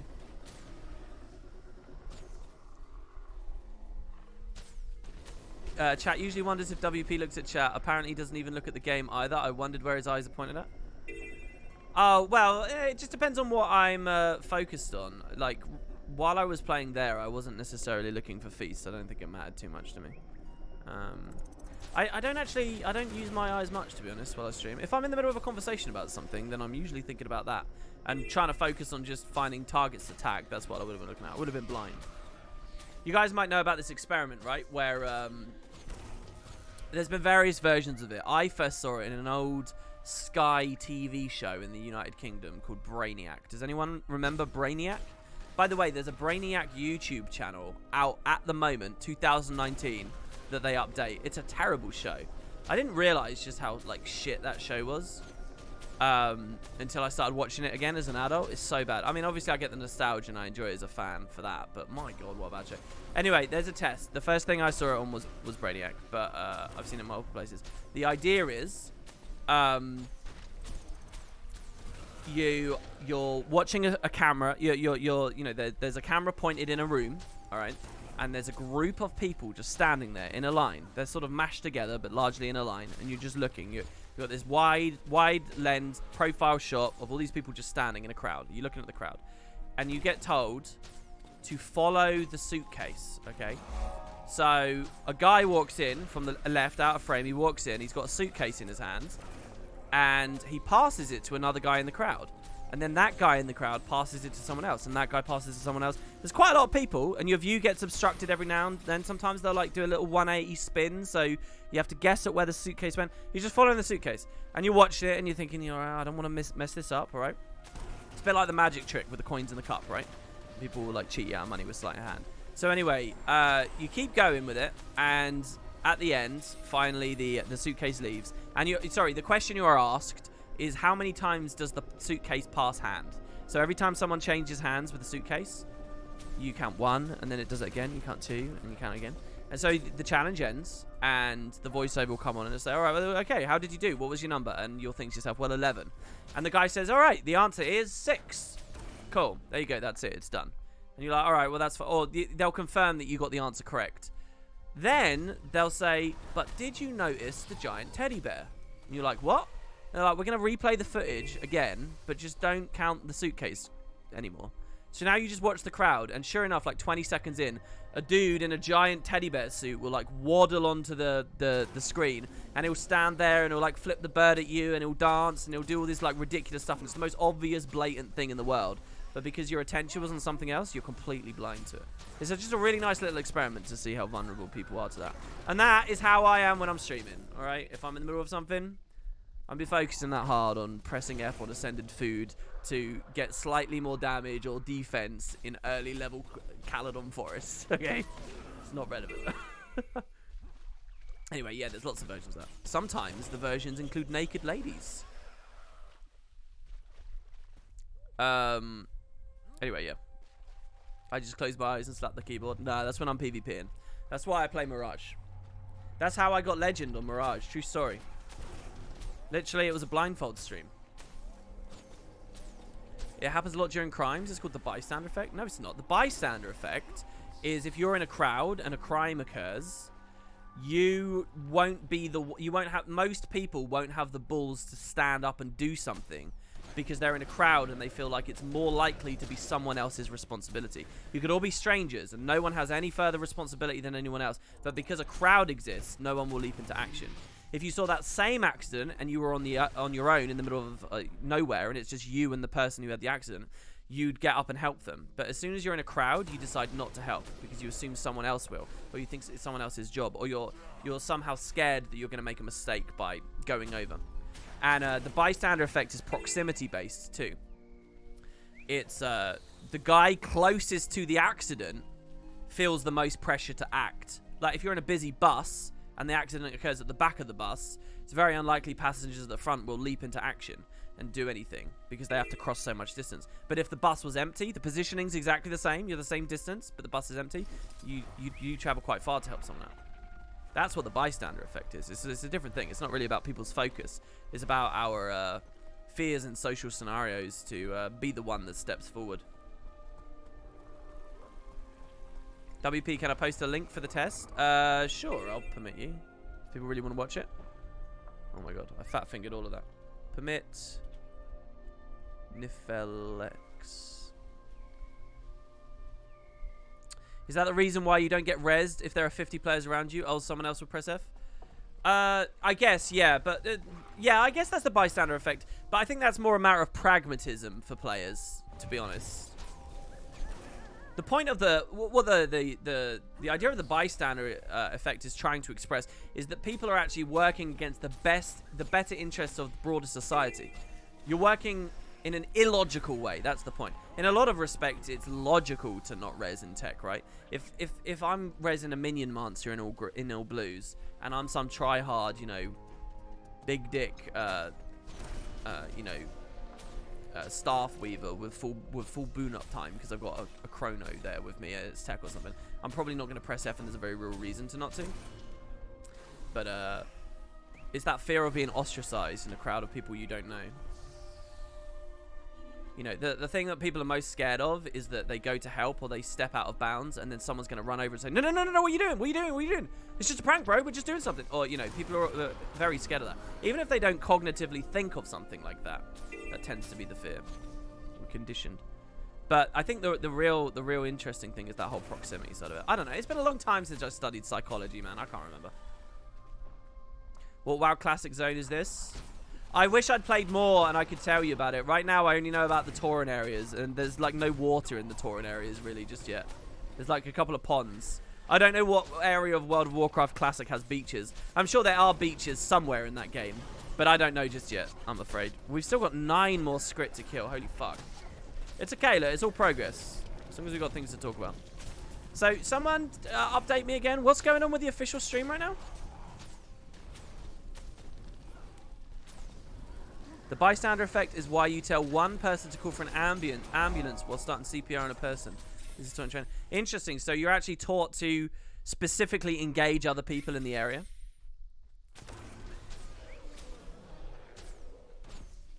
I suppose there's another little thing psychologically going on where if someone doesn't leap into action right away or isn't prompted into action, then they feel like they shouldn't at all, because if then they do it, they're going to be concerned they'll be judged for having been lazy previously. But if they always stay away, then maybe they can hide behind the shield of like suggestion that maybe there was an important reason they never got involved, and that was true 5 seconds ago, and that's true now, and that'll be true in 3 minutes, right? Do you get what I mean? It's kind of like, imagine this: you're in an elevator with a stranger. The elevator breaks down, and you're too socially insecure in an elevator. You're a Guild Wars 2 player. You're in a Guild Wars 2 stream, okay? So you're clearly like this, right? You don't know how to talk to strangers. So you're sitting there in the elevator, and you're like, oh, I don't know. Oh, it's a pretty lady. What do I do? Right? So you don't say anything. Now, like, half an hour's gone by, and still neither of you have spoken. After all this time, you're just sitting there, not saying anything. Well, now you've got to double down on that. You've got to double down, you know? You've got to wipe the sweat off of your forehead, sit in the corner, and look at your phone. Otherwise, you know, the question will be, why didn't you talk to me earlier? What do you do? Curl up and die, obviously.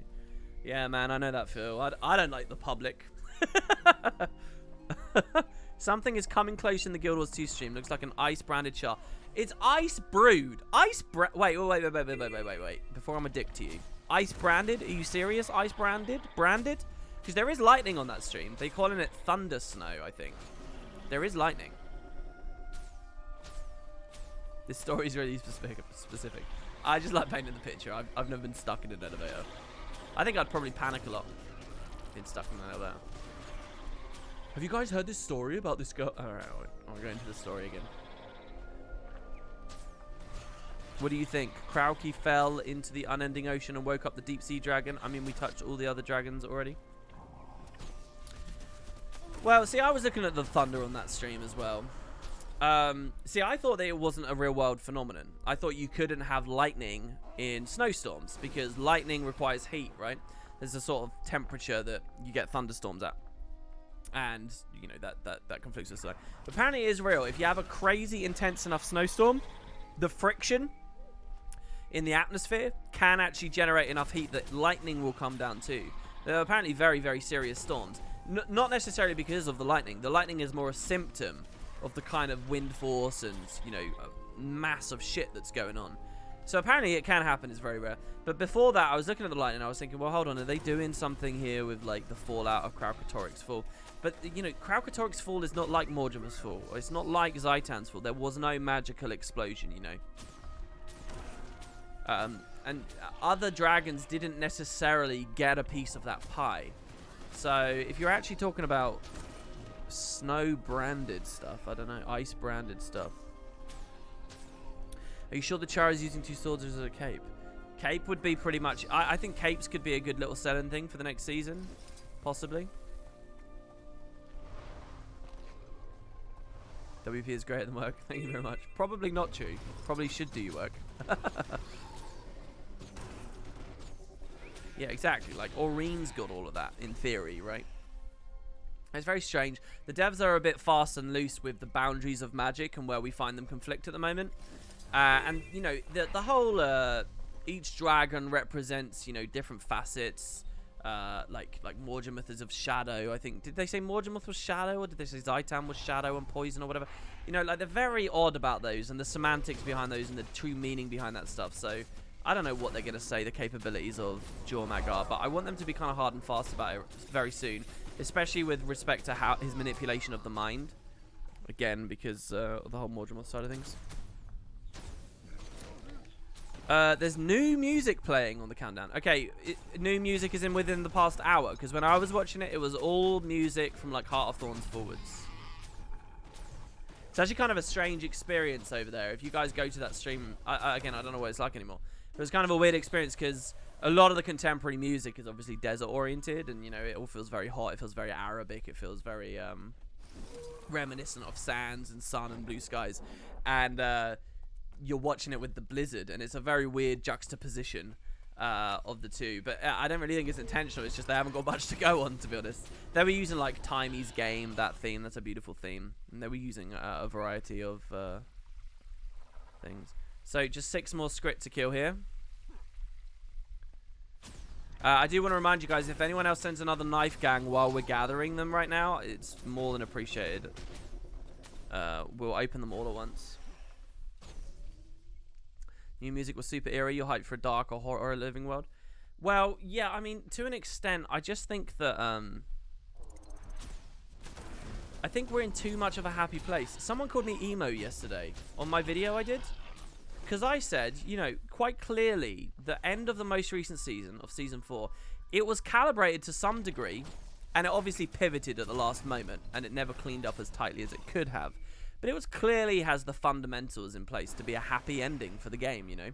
And all they would have had to have done is shone a light, expand a little bit more, and that truly could have been the end. It was clearly calibrated, right? So it's all very happy, lovey-dovey at the moment. Even though we are going on, and they didn't fully nail it down as a finale or something, it's very lovey-dovey. I don't like hanging out with these characters. I'm like, I love you, you're my family. I love you. I really, it's not my jam. It's really not. So if we just kind of swept the whole cast away at the moment, and got to hang out with some brutal fuckers amongst the Char or something, I'd be very, very, very happy. So, yeah, it could be a time for a darker living world or something. I don't know. I kind of cringe at the whole dark request, though. That's kind of one of those very casual, like, idle things you can ask for. Oh, I want the game to be darker, but, you know, that's not very tangible. We've got to actually talk about what we mean by that. And there's been some pretty dark stuff in the game recently, alright? Like, especially when you think about the way they frame Timey's capture back in episode 1, or the trails of blood, and a lot of the stuff to do with Joko, to be honest, as he tried to bait us into that trap at Gandara. You know, there was some pretty dark stuff there. In open world, they've done quite well. Some of the extra lore books and things have painted quite a sad picture. You think we'll keep Bram? Yeah, I think we'll keep Bram, and you know what? I'm actually alright with that. Bram has done... They did wonderfully with Bram over the past 2 years. They did really, really well. Bram went from being a boring character that you didn't think much about to being a character you were pretty angry about and upset with, to a character you actually feel some pretty decent camaraderie with at the end. I'd be happy to go into a season with Bram. I really would. Of course, they got to keep him interesting. Most of the rest of them, I could take him or leave him. Take or leave Kanak now. He's just comic relief now. I could take or leave Ritlock. He's too, like, cubby and vulnerable to me now. I'm not that interested in him. Casimir and Marjorie don't really do anything interesting. Maybe if you put them in the context of a mystery or a detective scenario, I'd be interested in them again. Who else have we got? Zaim, I feel like, didn't capture me that much. Saida didn't capture me that much. I like Goric. I do like Goric, I have to say. Goric is like a little, you know... He's like a Greek chorus almost to me. He's like a little me in the game, in a weird way. I like him. Timey's alright, I guess. Oh, we're going to have Timey because of the whole illness thing. We're going to have Timey. Goric is me if I was actually smart. That's Goric, though. Goric is actually talented. Goric actually is capable of doing things.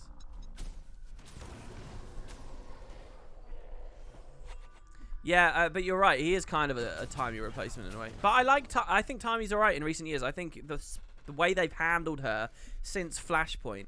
I don't think we've experienced Deus Ex Timey since Flashpoint, and I've liked her since Flashpoint. I think they really hit something good with Path of Fire with her as like a radio character. Do you think Timey's going to live? I don't think she's going to. It just depends on the emotion of the moment. It depends whether we're on an up or a downer when the story gets to the point of really having to look that in the eye. And then they'll do the reverse, right? If they've made you feel very happy and good and comfortable, and then it feels like it's lined up for about where it feels natural to kill Timey off, then they'll kill her off.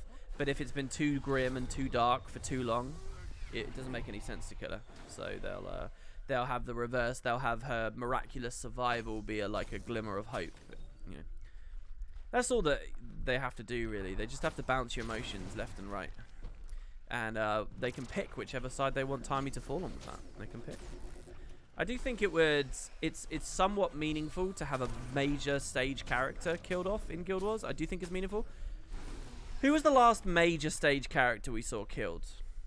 My immediate response is Trahan, but there must have been someone since Trahan. Who have we had? Not Air, guys. Trahan was after Air.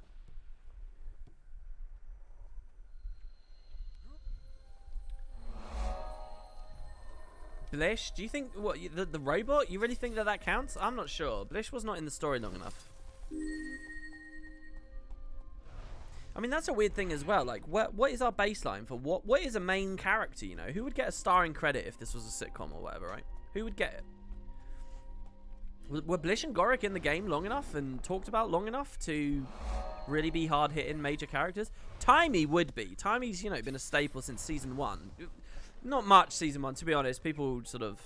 If you watch my coverage of season 1 that I did very recently, you'll see Timey has very little to do or say in season 1. She was just kind of the last of the main characters to be embraced and start expanding on.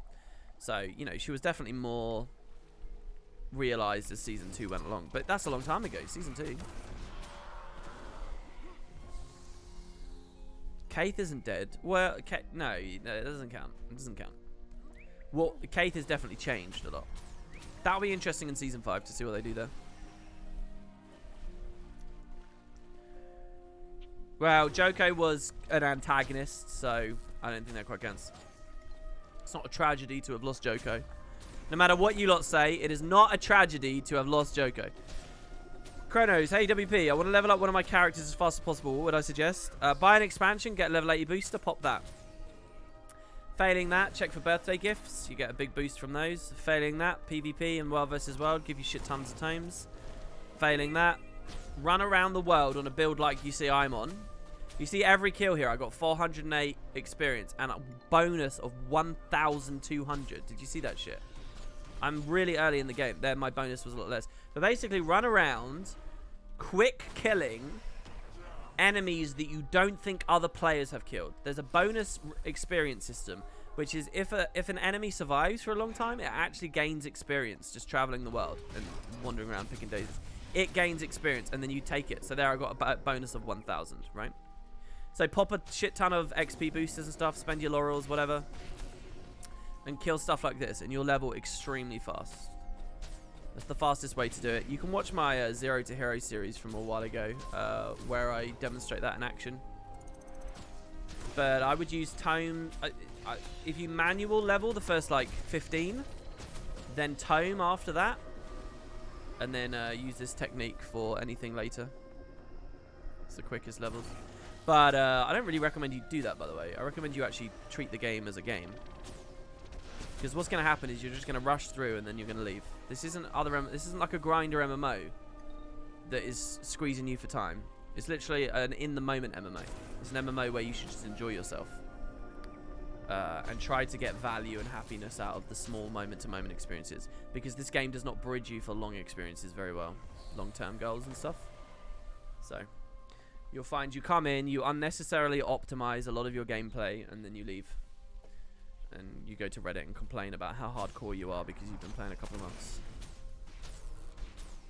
Now that Chara have been shown in the countdown, do you think it would make sense for the whole Fire and Ice logo to be about the Flame Legion turning to Jormag for power?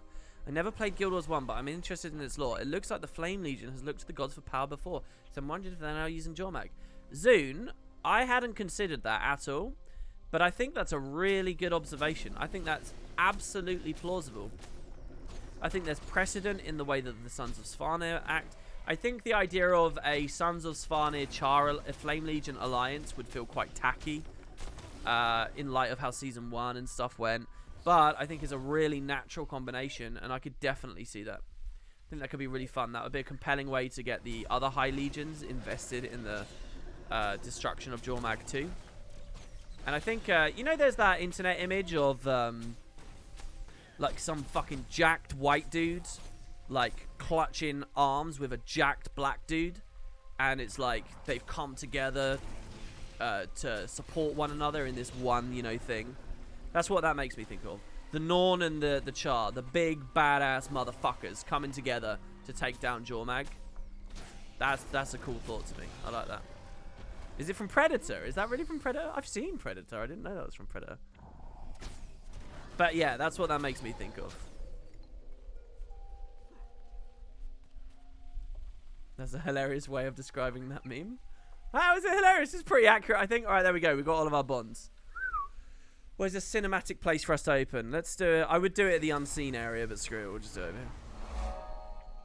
Yeah, thanks very much, Glacial Crown. Alright. I like this area. The ambience is good here, if I remember right anyway. Let's whack that bad boy up. Okay, you guys ready?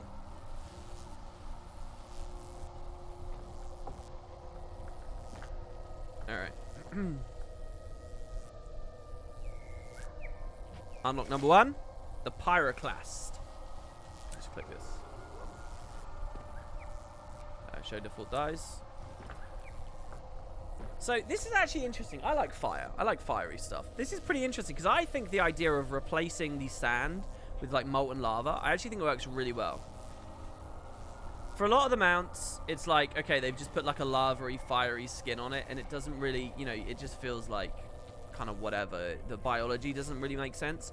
But this feels like a real idea, you know. a solid, like, the idea being the saddle and the bits you can clutch onto are like these shifting, almost like tectonic plates, solidified areas. Like, I think that there's a lot of cohesion to this, and it's brilliant. Holy shit, Arnve just gave 5 subs. Arnve, what the hell? I hope you pick people who are around a lot, by the way. You picked Philanor, that's good. Yorin, Depraved 2, Cirastronaut, and Neo Sam. Dude, that's super nice. Thank you very much, man. Yeah, anyway, so I like this. I like this. And maybe I could make it work on a fiery character. Commie, if you're in chat. Let's get a fiery themed Fashion Wars character and let's get these mounts going.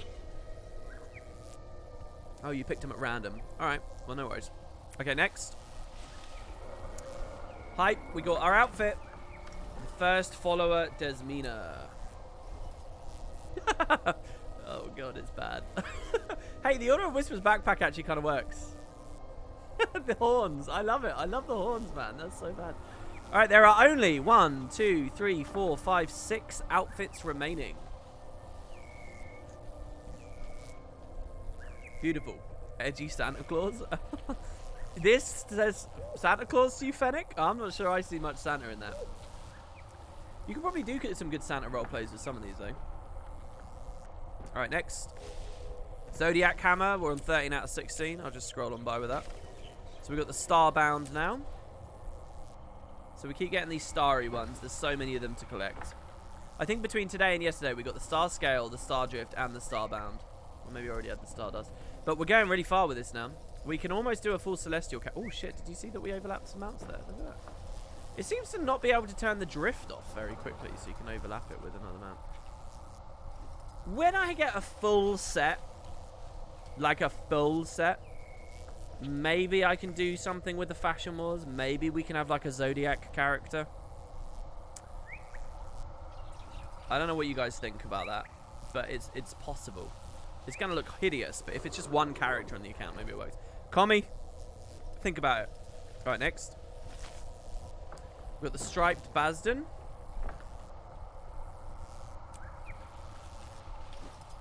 Oh, it's a Rotoville. Quite like it. I like the dots on his underbelly. They're pretty cool. Zozia should make a return in Stephen Hawking's fashion if they really cannot get her voice back. Oh, what? Like do a Microsoft Sam kind of thing. I'd quite like that. Yeah, that'd be pretty funny. Next. Okay, improvised longbow. All right. So, if you guys don't know, the improvised set of weapons, they're really cool. They're probably my favorite Black Lion set in the game. What they are is the idea is you've just scavenged random crap in the area and you've made a weapon out of it. So, for example, the dagger, the improvised dagger, is a broken bottle of glass, okay? And the improvised torch is a whisk that you hold, and inside the whisk is like some mashed potato, and the mashed potato is on fire. And that's a torch. That's an improvised torch, okay? The improvised short bow is a saw blade that you just put a string on the saw blade and you just bend it and away you go. So, we just unlocked the improvised longbow, and what I've been doing across the streams is getting you guys to guess. What do you think the improvised longbow is? Let's have a look. The devs have been really creative about these every time. Like, the pistol was like a faucet. It was like a tap. It was really cool.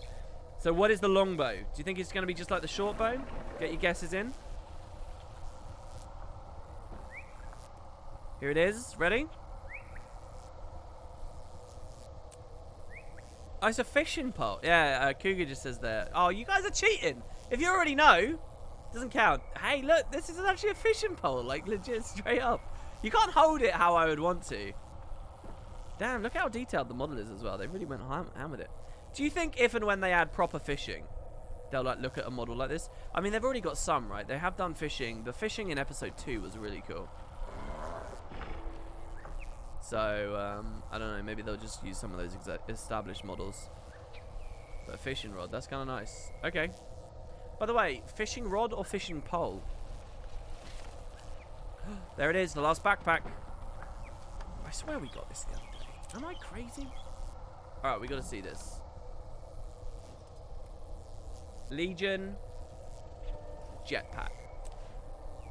Now, let me just say, the Legion jetpack, if we wiki this, I think it was only ever sold once on the gem store, and it doesn't come out of standard. Yeah, hold on. Legion jetpack combo. Yeah. Okay. This was only sold once.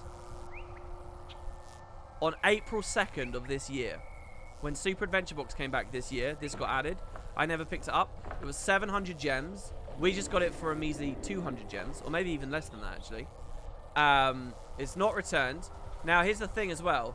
This doesn't come out of Black Lion unlockers. It only comes out of recovered Black Lion goods. So, the fact we got this is excellent. Because when these go away, we won't have a choice, you know. So this is awesome. Now, not only is it a backpack, but it's a glider too. We get the double unlock. Legion. Am I crazy? Oh no, there it is, there it is, there it is.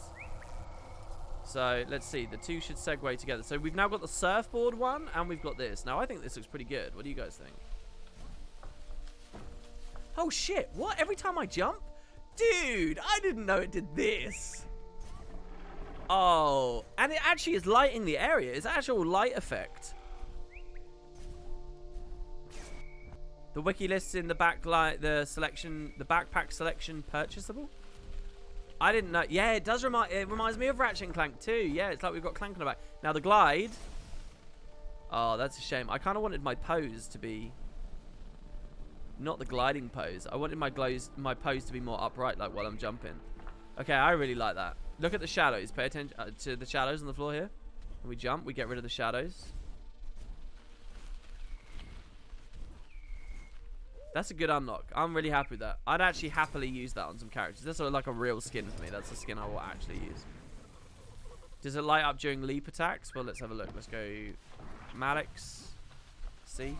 Yeah, it did. It did. It lit up during the leap attack. I'll show you again. Oh, do you know what? Shaman's slow motion video should have had this in it. Shouldn't it? Because that's like an extra animation that you could have got slow-mo value off of. So, how is it detecting that? When I just jumped, does it light up? No, it didn't look like it did there. Imagine if it lit up when you jumped on your mounts.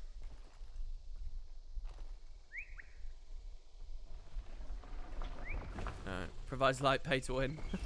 Well, I mean, that's always been a bit of a weird discrepancy. Guild Wars 1 players always had an advantage in that department. It was like true that in the Obsidian Sanctum, if you use like the Fiery Dragon Sword and stuff, because you were a Guild Wars 1 player in those early days. Then when Halloween 1 came out, they had a backpack, the Mad King backpack from Halloween 1. Actually lit up the areas as well. Anyway, big unlock. I like that one. That was good. 8 more. The Rhythm Off Wing. So there it is.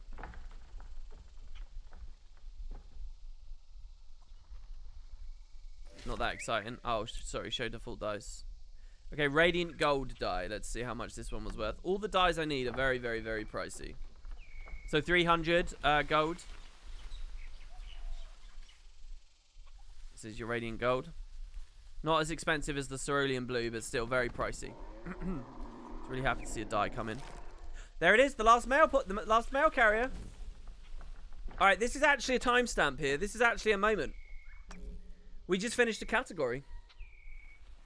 There's certain moments like this on Master. They come through. They're very rare. We've only had like one other moment like this so far. I think it was for toys. But there you go. That's it. We've actually finished a category now. The Sylvari mail pod, that was my last one in the game. Yeah, you guys were here. There you go. That's just like one category of like 18, but still. Nice. I feel pretty good about that. And Commie, we can set up a different one as well. So like a Molten character gets the Hounds. Naturey one gets this. Yeah, alright. Oh, somebody dropped a tasting platter of sesame poultry aspic next to us. Thank you very much. Thanks for the extended food here. Oh, this is like chrono food. Concentration, toughness, and health on second. You want a chrono tank? You're on this. Okay, thank you very much. That's very nice. Next. Slarite Scepter. Slarite doesn't feel good to get to me. But they're worth quite a lot of money. So you never know. Oh, we got mail. We got 5 more. Like the new Scream schedule for the NA time slot. Keep up the good work. Thank you. Guys, leave your name in the message. Because otherwise you're anonymous. Thank you so much. Awesome, we get to do 5 more. Alright, and because you sent 5, you know what those 5 are when they come in. Thank you, man. I'll do those once we've opened these last ones here. Ah, there it is. The final Mordrum axe. So the Mordrum weapons are now complete. That's Mordred and Black Lion done. Next, Balthazar's Torch. Next, the Zodiac Rifle. 14 out of 16. And the Love Struck Flame. Well, we went on a bit of a spree of Black Lion stuff there. That's pretty good. Hi, I'm here from your last YouTube video. Great to see you live. Thanks very much, Weppet. You should know that ArenaNet have a countdown stream that's pretty hype at the moment as well. You should go check that out. Maybe I should host it. I messed up the host yesterday, though. I don't even know how to host on Twitch anymore. I'm so bad at this. That's incredible. Awesome. So, I just want this done, to be honest. The bit I really want done is all of these. I just want, like, the last one on all of these. I just want it, like, dinged out and finished. We're getting there, though. By the end of this week, you never know. It kind of... I'm getting poor, though, so it's going to be kind of tight. Alright. Do you guys want to keep running around Caledon, or do you want to change it up? I mean, the content is literally just spamming attacks. I can't really make it better. Maybe I could spam attacks on Dragonfall. And proc a meta. We might do that. Let's have a look. I'm not going to be in that guy's squad, though. Let's have a look here. Because we want our 20... yeah, this guy's not really explored this map as well. When will I start doing world versus world achievements? It's basically like a last resort. It's like a last recourse. That's when I'll do those. Apologies if this is a repeat question, but any speculation on the spooky figures? Yeah, we've talked about it a lot. We're thinking it might be a warband of Char. It seems that there might be a big Char influence on the next expansion. Okay, let's hit that volunteer bonus straight away. The image has changed slightly. What I find interesting is nobody noticed the dancing bear. Nice. Wow, look, that's a psychological phenomenon we can talk about. Okay, it looks like this map is rubbish. Oh, I'm appearing offline for some reason. I'll appear online. Dragonfall. I got no clue what I'm doing. Keep calm and enjoy Dragonfall. This guy's got 43 people in the squad, though. And just says events. How am I going to get Ultimate Dominator if I don't start now? Wait for alliances to come out, and then farm kitties for like 2 years straight. I'll just become a world versus world main for like my final 2 years playing Guild Wars 2, whenever they are. Maybe they're 2023 and 2024. Maybe they're 2024 and 2025. I don't know what my last years of playing Guild Wars 2 will be. Maybe they'll be in the 2030s. I don't know. But those last years will be me spamming kills for Ultimate Dominator in world versus world. That all things come to Ultimate Dominator. I think this map just reset. It's fine though. Being in the new map is probably a little bit more interesting for people to see. Wait for alliances, you'll never get. You still be playing Guild Wars 1 if it had chapters? Well, you never know. 24 hours. 24 hours. You think it's a Guild Wars 2 reveal? It's actually Guild Wars Beyond is returning, and they're just calling it Guild Wars. Oh, we got to actually pop our things. Yeah, what do you guys think? It could totally be a thing. Okay, 5 more. Guild Wars 1 on mobile. I mentioned that in the stream, and someone said, no, that's not good. It would be good. Guild Wars 1 is a very appropriately portable game to mobile. Make it cross-platform so that the renewed population also is benefited by the PC players.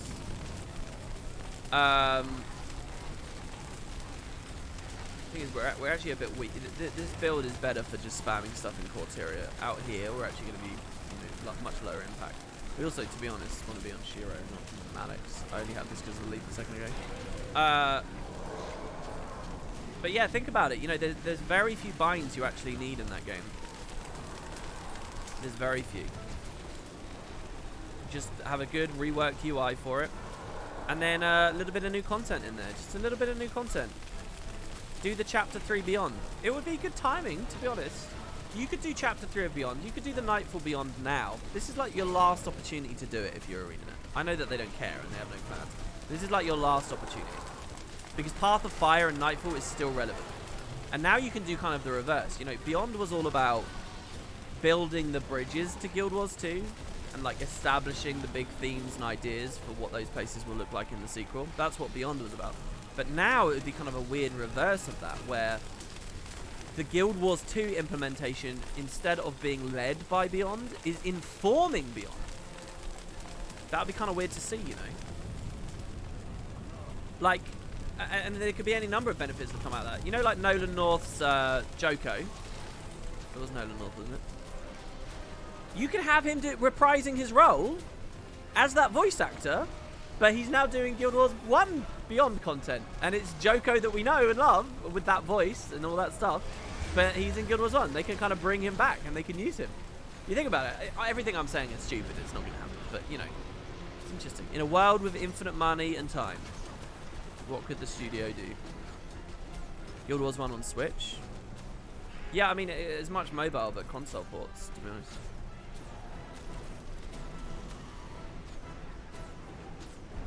When am I going to reach 40k AP? I'm quite a bit off from 40k AP because there's quite a few festivals that I didn't like farm AP from. So there's quite a few bulks, and there's a good amount of general stuff. I can probably get my next 2k quite quickly, but there's like a good 500 point buffer after that I think I'm just going to have to very slowly work on. You never know. When the new season comes out, whenever it is, might be a lot of AP available there. I'm curious, have you ever heard the poet on the Joko PA system at the end of the Jahai Inner Keep race? He says, an NPC says, "Ah, finally, an audience for my art." And then she reads some little poem before she gets discovered. Did we not see that just the other day? I think we saw that just the other day. Thanks very much for the sub there, Lily. Thank you, I really appreciate that. Screw Season 5 is Season 1, Season 5 is Guild Wars 1. Alright, listen guys. You know the tinfoil theory. Season 5 is Season 1. You know why it's good for the game. Your average Guild Wars 2 nerd and the average casual out there won't understand, alright? But those of you who have sat through hundreds of hours of my Let's Play, okay? Those of you who have just got new friends into the game, you know the pain. Those of you who have watched my essays and my thoughts on this topic, you know how important it is, okay? Now listen. Season 1 opened with some episodes called Flame and Frost. What are we talking about now? The logo that they showed us, what is that? That's blue and red going against one another, alright? Season 1 opened with like corpses and steam vents and mysterious stuff happening in Wayfarer Foothills. And what's happening right now? Mysterious strangers are appearing in the Wayfarer Foothills and other maps, admittedly. Alright? What's going on? It's Flame and Frost. They're doing it. Season 5 is Season 1. They're doing it.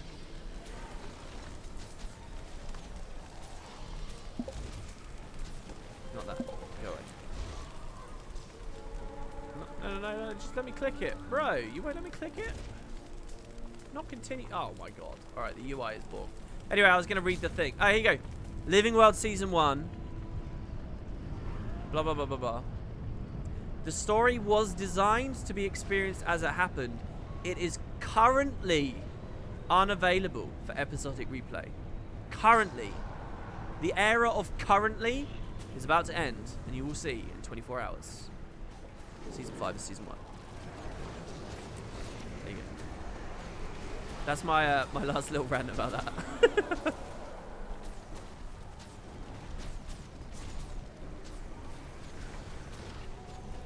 You have played it once, and I'll play it again for the second time. Oh, don't actually fucking bait me into actually trying to talk to you about this. Obviously, if they re-brought it back now, it wouldn't be the same as playing it for the first time. Obviously. And even if it was, I challenge you to give me genuine, like, immaculate recollection of what all that content was. As though you're bored of Season 1 right now. As though anyone can be intellectually honest and actually suggest that they're bored of playing Season 1. Because over this past 5 years, it's just too recent for them. Or they know it too well. Or it's just... Fuck off. Alright? No. Don't you give me that shit. Research the subject first. Look at the established source material. Yeah, a lot of that comes from me. And then talk to me about it. It's not a rehash of old stuff. It's not a rehash of old stuff. It would be lame. It's not. You're wrong. Literally, before you try and have this conversation, go to YouTube and type Living World Season 1 Wood Potatoes or something like that, alright? Engage your brain for a second. Let me guide you through the topic. Then come here and have a conversation. It's not a rehash. Don't be insane.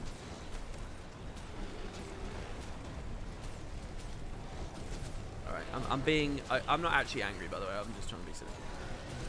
But I don't genuinely believe that it's going to be sellable. I don't think it's sellable. I don't think they... The problem is, it doesn't matter what the facts are. People's instinct is what that guy in chat just said. Their instinct is that it'd be lame. And if someone's instinct is wrong, it's not marketable. You have to fight too hard to overcome those instincts. The only way we get out of the studio is like some passionate like nutter that puts the game before his life and or her life and just works really hard after hours or something on it. And I don't think we've got people like that. I don't think the community deserves people like that, to be honest. So I don't think we'll get it. All right, we got one goods that. Oh, we did it. Did we do it? There you go. That's all the goods. All right, 5 out of 5. Got a little bit ranty there. It's okay. Look, unlocks to save us and calm us down.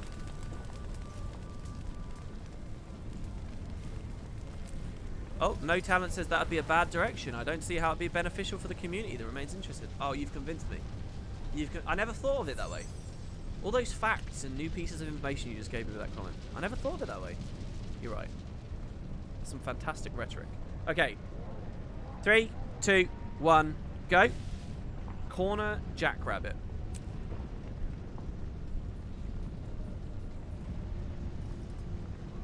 Default dies. I actually kind of like him in black, though. I kind of like him in black. This is a new one, isn't it? Isn't this guy from New Horizons? You're boom roasted. I'm glad you have a good sense of humor. Oh, it's a Watership Down mount. Oh, no. Don't put that in my mind. No. Would this be like one of the evil rabbits, then? I don't think this is a good rabbit, right? This is one of the horrible rabbits. Should we dye him red and just, like, put blood all over his neck and, like, give him matted, bloody fur that, you know, and war wounds that you won't be able to get clean of? He does have an evil stare. I think it's because he's kind of lanky. Next, the Sargal Thunderer. We need to move on from that. We're still with the rabbits, though. Okay, so do we have the full Thunder set now? I think we've got a lot of Thundery mounts. I think they just keep coming in.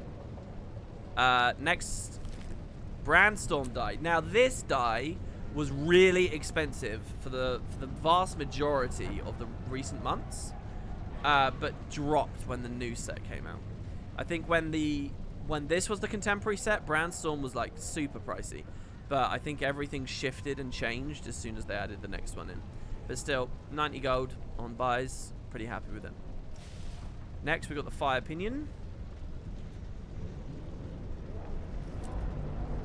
It's another flaming mount. I now have the Flaming Raptor. Let's see. Can we do a full set? We have the Flame Lander.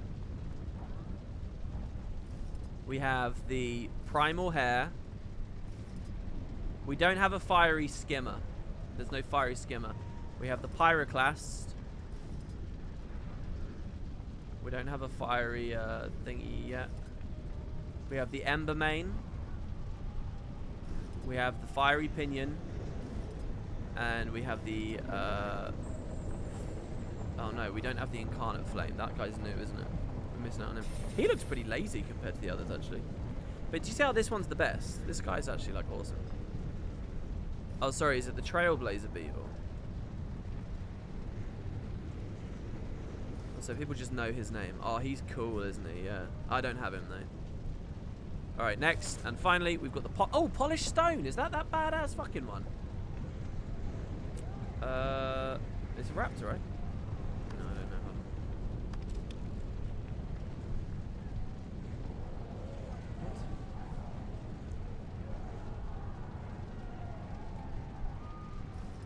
What? Oh no, it's a jackal. Ah, that's a shame. Interesting. He's got like a weird like dust effect. I guess that makes sense because he's a, you know, sand is coming off of him and whatnot. Alright. There you have it. That's our unlocks for today. Unless people send some mails, I literally I can't afford to go any further with it. I'm completely out. So we are, I'm pretty sure, over 50% done with the mounts now. Probably like 55% done. And that's all from the past, like, 3 streams. Pretty nuts, really. Why aren't there more Warclaw skins? Because it's very new, and it's a very niche skin in a very specific area of the game, so... But if you look like Skyscale, it doesn't have that many either. It's actually already overtaken, which I find quite funny. But basically, the newer the mount, or the more niche the mount, the less skins there are. Yeah, we got the thick Skyscale. We don't need anything after this. The Broad Iron Bull, look at him. Oh, he's good. He's a good little man right there. Okay, so, let's do some other unlocked, I guess.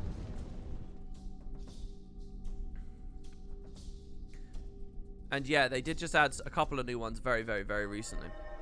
Atrophy says that he's at 94 out of 156 mounts. I can check on efficiency what I am actually, right? I'm guessing that's where you read that, on efficiency. My efficiency might not have updated to include the last couple of mounts. I'm at 91 according to efficiency. So maybe I'm at like 92 or 93. So we're about actually very close. I've got 58% of mounts done. Yeah, 58%. Right, okay, so yeah, as someone just said, you're still farming map currency. So I kind of am too. We've got vision to look into, but then we've got all of these skins. So I've got all of the lights, and I've got all of the mediums. Sorry, heavies, except this here. You see these tassets? On the previous time we looked at this, we got 5 out of 6 for the tassets, but the tassets themselves, we can actually afford. Now I can. So we can pick that up, and there you go. Blossoming tassets. Which, I may as well skin now.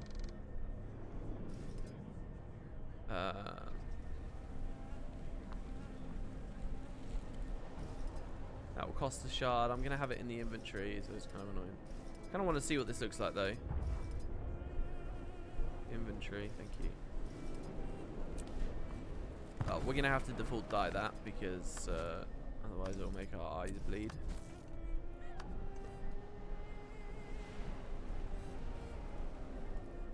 Just assume that the devs know what they're doing with it.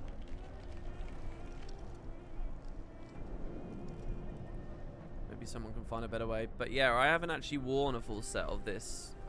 I did a lot of Requiem when it came out. Oh, I really like the colours actually with how they've set it up. Looks pretty good. I like how we're blind in this set too as a rev. It always feels good to be blind. So this is all pretty new. You rewind the clock a couple of days, I didn't have any of this stuff for this really. So that's that part of this release done. But then I've got medium. So we do still need a lot of these. And my problem is I'm not PvPing that much at the moment, so I'm missing out. But we can start off with the boots at least. So let's grab the boots. It's 50. And if I get just a couple more actually. Nah, screw it, doesn't matter that much to me. But yeah, and a couple more we can get the next, and then yeah, we've just got a couple of pieces that we got to get for the medium. And then it's all currency grind for vision. After the currency grind for vision, Living World Season 4 is 100%. You don't actually like this set? Requiem's better? Yeah, I think I prefer Requiem too.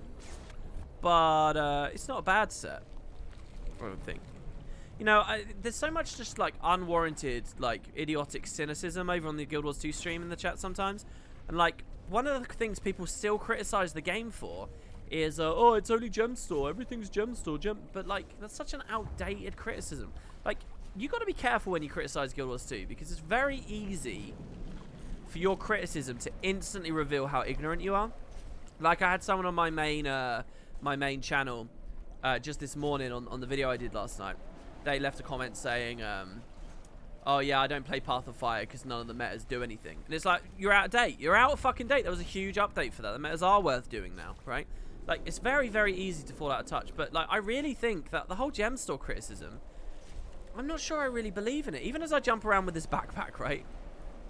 There's a lot of shit. Every release they put in now, you know, full weapon sets, upgradable weapon sets, full armor sets, upgradable. It's not the same as when those opinions coalesced and were founded and formed by the community at very different periods of time. It was much more justifiable and legitimate to talk about that during Season 2 and during Season 3 and during Heart of Thorns and all that kind of stuff. You know, when Heart of Thorns had these long droughts and nothing was going on except Gem Store stuff, those kinds of criticism mean something. They don't mean anything anymore. And yet people just sit there in the Guild Wars 2 chat saying, oh, gems War 2, blah, blah, blah, blah. It's like, look, just because you're so casual now, that's the only way you consume the game. You just log in and spend gems. You don't play Wild vs. Wild. You don't play PvP. You don't raid very regularly or whatever, right? Because any of those formats have burned you out. Just because that's how you consume the game, it doesn't mean that is the reality of the game.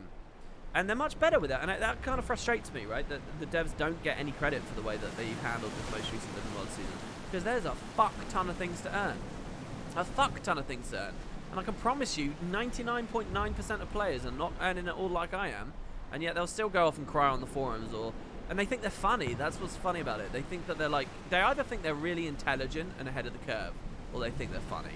And they actually just look stupid. Like, that's all it is. They just look stupid. I might sound angry or irritated right now, in which case you think it is funny because you're getting a rise out of people. I'm not angry or irritated, really. I just think that people are stupid. I think I would be embarrassed. It's kind of like people making me cringe to a degree. That's how it feels to read that chat. It's very cringy chat.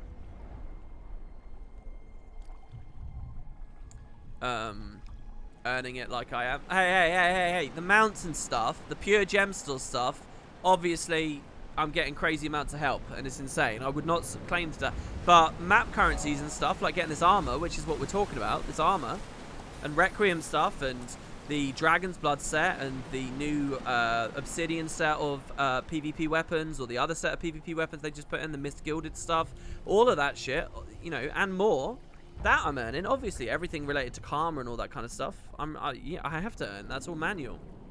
The series isn't, I know the last couple of days have felt a bit like it, but the series isn't just me taking stuff from the, you know, I actually have to put effort in.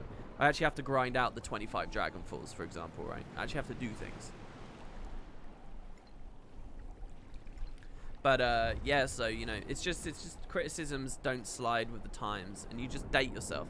That's my main point. Just be careful. Obviously criticize the game. Obviously talk about what you feel is important. But at least have a contemporary opinion. Do you know what I mean? Try not to look like a fucking moron. We're doing the loop here, by the way, to just map the perimeter of the island. I like the idea of mapping the perimeter and then zooming out on the world map, and it looks like an island with like a lagoon in the middle.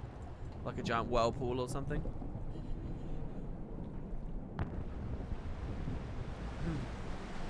And the sad thing is, most people are scared to call out comments like that because people are scared to look like shills. People are so terrified to fall on the wrong side of the community. They're so scared to be like, you know, it's not cool to defend a company. It's not cool to defend a company.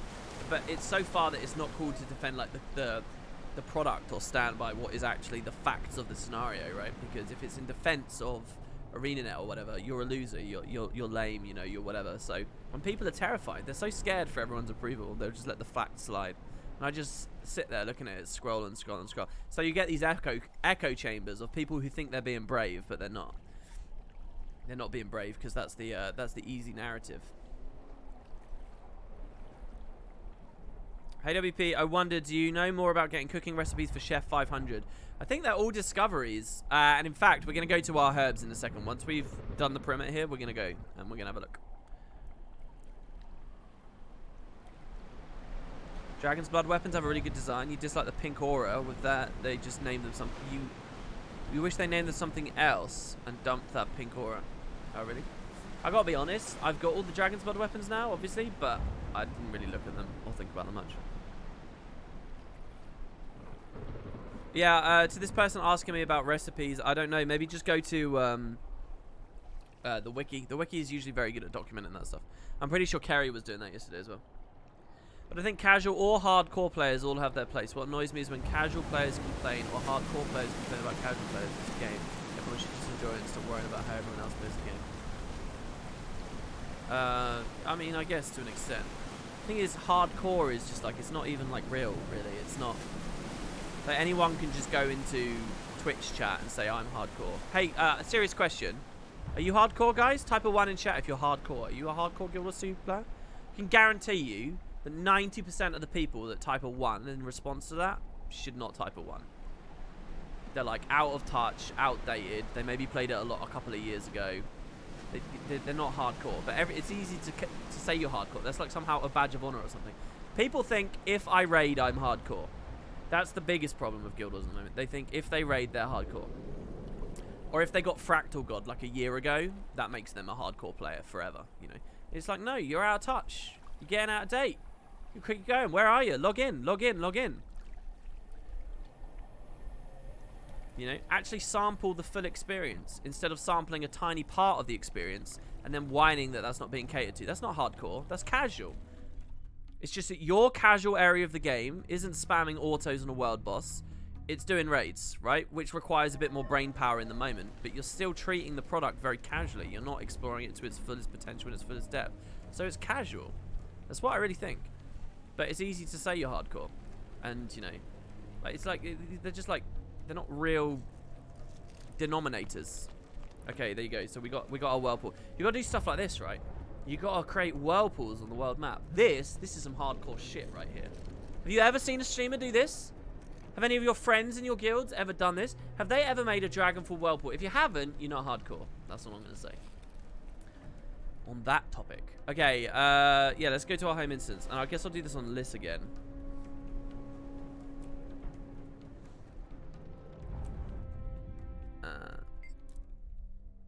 WP trying to justify why PvP is better. No.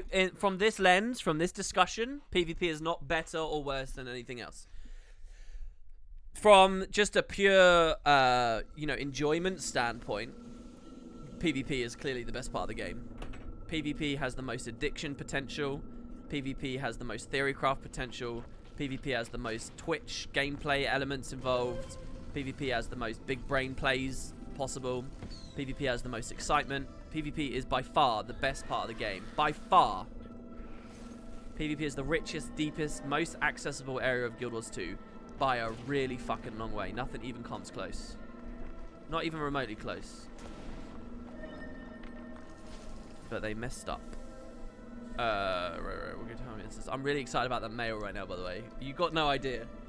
I'm like a dog. You can just make me salivate. Send me that mail and I'm like, oh my god, it's gonna be a Black Line knife gang. Oh, it's really scary. PvP players equals 400 IQ. No. I don't think that's true either. Let's be real. Let's be real, Cougar. Let's not go there. That's not true. You never know when I'm being serious. I'm being serious. That's not sarcasm. Everything I just said about PvP, I deeply and truly believe. Everything.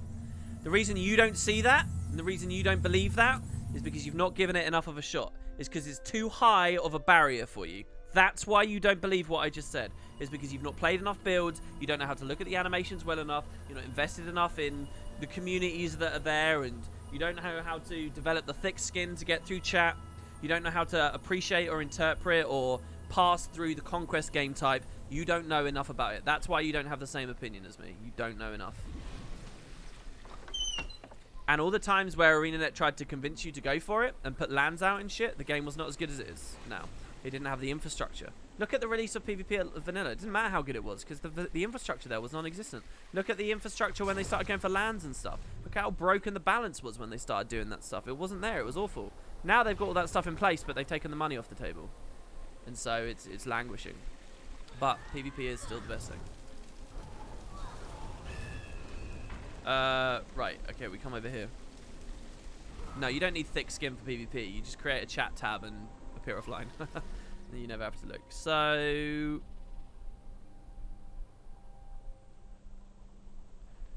Varietal Sesame? Wait. Glyph of Bounty was a thing with this, wasn't it? I don't think I have a Glyph of Bounty. I have a Glyph of Reaping. I have a Glyph of Industry.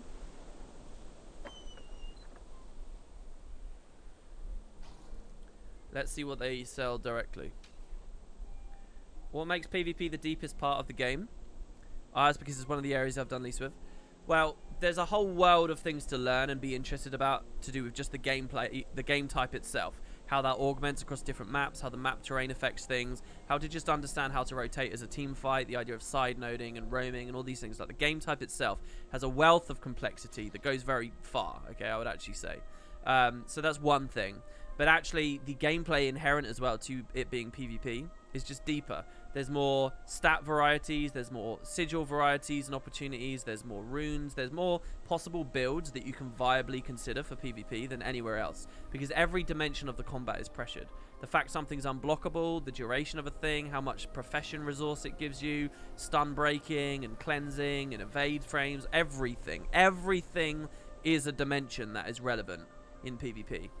Even if you look as hard as PvE tries, a lot of bosses and a lot of encounters, there's just vast swathes of buildcraft that just mean nothing because the game, it cannot be as complex as PvP. If you think about PvP, okay, if you're in a 1v1, the entity you're fighting in that 1v1 is like a boss with 18 passives, 25 skills or whatever. There's no raid boss that gets anywhere near that close, right? But if you're going to pressure the true extent of being competitive and that's just a 1v1, then you think about teams and all that other stuff, it's crazy, right? There's a lot more going on in PvP. A lot more. At every moment. So yeah, it is absolutely the deepest part of the game. Oh, here. So this is Agent Chrysanthia. Don't forget to use Glyph of Bounty and or boosters on the Ascended Herbs. Also, you can be very toxic to Wild vs. Wild player, even casual. Yeah, it's true. I am pretty toxic to Wild vs. Wild. Wild vs. Wild is better than most PvE though. I'll give it that. And again, it's just Wild vs. Wild I'd probably love if it wasn't for the barrier to entry. It's the same thing as PvP. Anyway, wait. Before we go too crazy here, let me just look. Let's just hold up for a second. But then there's the meta builds. Meta builds still are as deep and complex, right? Meta builds still have the same number of, like, you know, trait passives. And often, by the way, like, a trait is not a trait. It's like a double trait or even a triple trait, right? It has like 3 different effects baked in. You don't have to think about every single one, but they do define the gameplay, right? Search. Just no results found. I guess I don't have a Glyph of Bounty, so we can't do that. That's kind of huge, isn't it? Where would I get a Glyph of Bounty if I really wanted one? You can buy a Sickle of Bounty limited use from gathering vendors in cities. Really? Okay, Chrysanthia, let's try this out. Wild vs. Wild is the best game mode. You just haven't tried hard enough to get into it. You might be right. Look, don't put a capper there. Stand by that. You might be right, man. You might be right. Wild vs. Wild might be better than PvP. And I don't have the experience to speak to it. Because of that bar. So maybe I don't have the experience to say the PvP statement either, to be fair. But, you know, I think that's perfectly reasonable. Maybe it's fucking amazing, Zerg combat. I'm pretty sure from what I know about and what I've seen, it's not. And that there's not many dimensions of combat that you're thinking about. It's just fucking pirate ship BS and stuff. I'm pretty sure it's not a great game type. But, yeah, I'll admit, I don't have the experience to speak to it. So maybe I shut my face, you know? Maybe I keep my mouth shut. Is the ArenaNet Paxton going to be streamed somewhere? Yeah, their stream is live already. It's just on a countdown for now, though.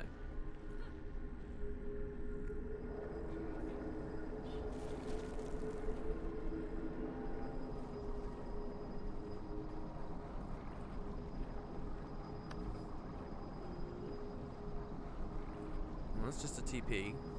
We don't have to worry about. Cooking supplies, produce, kits and tools. I don't understand, man. I'm not sure what you're saying. From just basic vendors, they sell glyphs. Gathering merchant. Buy gathering tools.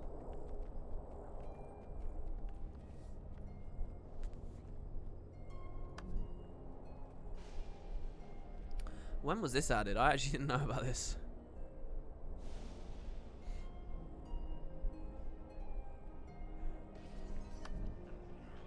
So what's the difference on the tabs? The price isn't changing on these 2 tabs. So this is material gathering tools and enhanced gathering tools. So this is just Reaper. This is basically just glyphs baked into the thing. I remember this actually. I remember the patch when this came in. Gathering is faster, increases movement speed, gain an extra strike, gain an extra strike, gain an extra strike. So it's this one of bounty, right? This is what we care about. Do we care about the bounty one? Or do we care about grants a chance to receive bonus gathering materials in addition? So do we care about the herbalist's sickle? Or do we care about The Sickle of Bounty. Since they said bounty before, I'm going to go ahead and guess that this is the one we care about. And I'll just trust in that. Okay.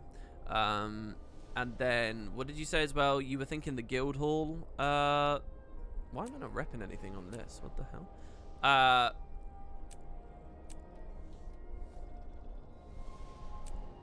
Man, the guild halls are so broken at the moment. I don't know what it is that's going on. I really don't. But I really struggle to get into them a lot of the time. Where are we now? We're the Gilded Hollow, right? Fuck. Let's hope that the Tangled Depths meta isn't in a weird place.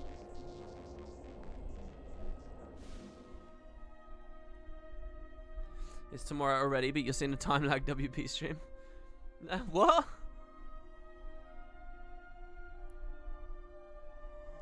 Bounty is better. Herbalist just gives you better normal mats. Okay. Where's the hole? Oh, there it is.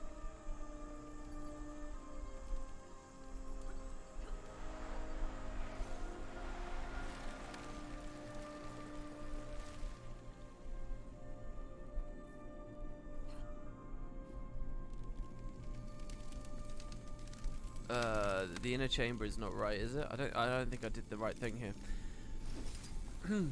Since you've been putting off Fractals, Raids, World vs. World, which do you think you'd enjoy more out of the three? Well, I haven't really put off Raids. I've done a lot of raiding in the past. I just haven't gone for CMs, and I haven't been doing it regularly for the past 9-10 months or so. So I probably enjoy Raids the most. I like Raids. I like progression raiding as well. I really enjoy that. So I think the CMs I'm going to have a lot of fun with you guys. I think that'll be really cool. It might be that doing the weekly clears is really teeth pulling and lame.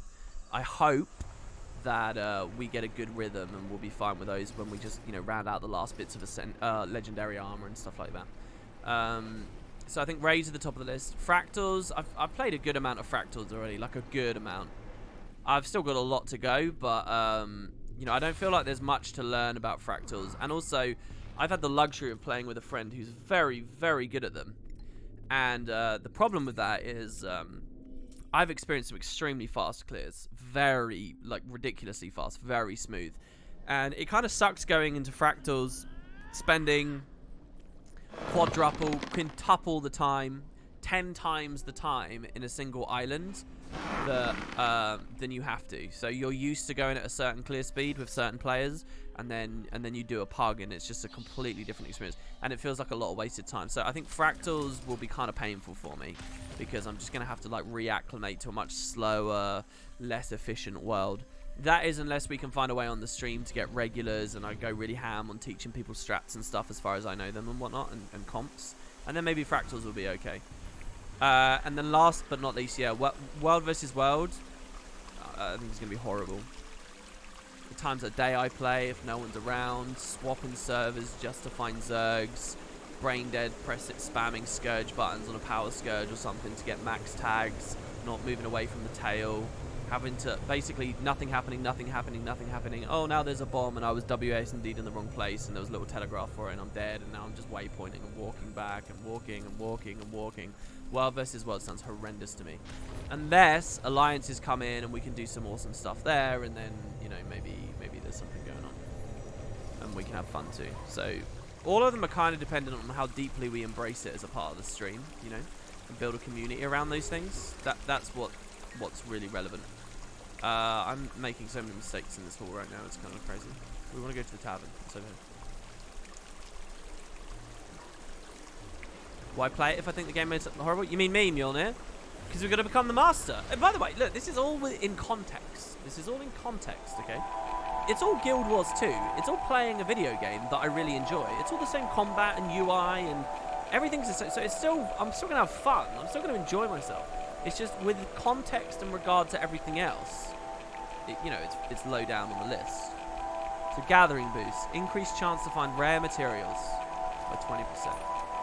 Any other booster we want before we have a look at this? I don't think so. The thing on the countdown stream looks like an ice char with 2 swords. Yeah, I saw right as I went live. It dual wielded the swords, it looked like. You should start to train your guild. Well, I'm in no rush, we're in no rush. When we're ready for World vs. World, we'll look into it. if there's a big alliance update, announcement, or confirmation or whatever in the next 24 hours, that big update, the big reveal, if they do something with the World versus World alliances, then yeah, maybe I'm looking at it then, and I'm thinking to myself, do you know what? We can do something about World versus World. Maybe that will give me a bit of gusto, a bit of energy for it. But that aside, I have no particular desperate desire to go really fast. All right, so here we go. So varietal sesame, and we harvest it, we get 1 out. Varietal cilantro, we get 1 out. Clove, we get, oh, there we go, we got 2 on the cloves, right? Because we got to do it twice. So we got extra value, right? Then there was peppercorn over here. I thought I planted 2 here, but I clearly fucked this up. Yesterday, I'm sure I planted 2. Didn't I plant 2 yesterday?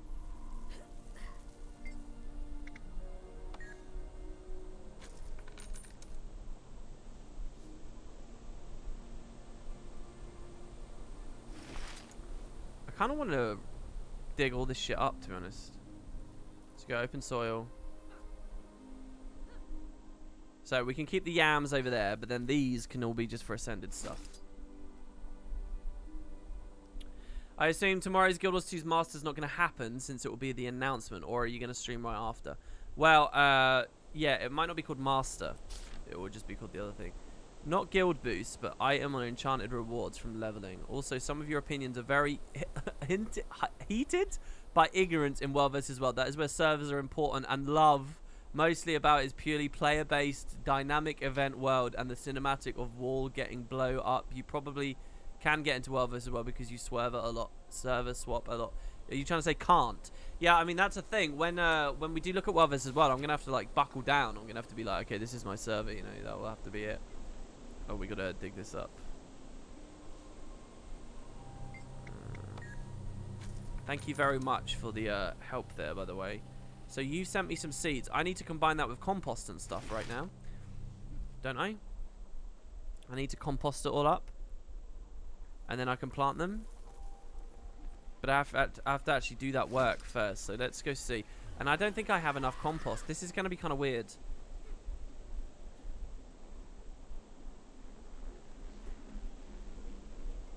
WP says he doesn't identify with things, so that's why he struggles with, well, what don't I identify with? Let me see here.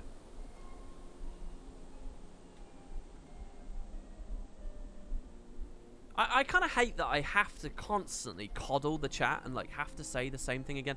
Look, I am confident that when you're really deep into World vs. World and you have a community and your life matches up with prime times and you can get in regularly and you care about your server, once you've gone through all the loops, I'm confident World vs. World is enjoyable, okay? I've always said that. My main thing with World vs. World is the barrier to getting in. Just like PvP, it's a valid criticism for PvP at the same time as well, okay? I've always said that, and I still believe that. I still believe that, yeah, there's definitely some value you can get out of World vs. World. I also happen to believe World vs. World can be a lot better, even beyond just the matter of its climbing in. It's annoying to have to constantly do the same disclaimer over and over again, because like there'll be a person that has to join the conversation, but then they don't join any of the others ever. Well, hold on, let's see. So compost, we need the exquisite nourishment. It was rare nourishment. So this was level oriented though. I'm going to try this again because I think we can figure this out. Hold on though. Right. So we just go other. Food effects. So rare is going to be anything before level 72, I think. Right. So it's going to be like, let's go like 55 to 72. Let's buy a pie to test with. Oh shit. Do you know what? I should have opened the panel with this because now it's going to refresh and get rid of all my stuff. This is fine. Let's test with the pie. Whoops.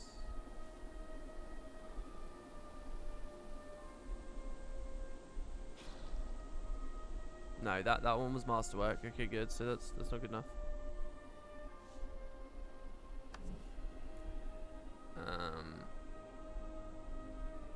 Other foods. So let's try 65 to 72. Let's try what's cheap in this range. Super veggie pizza.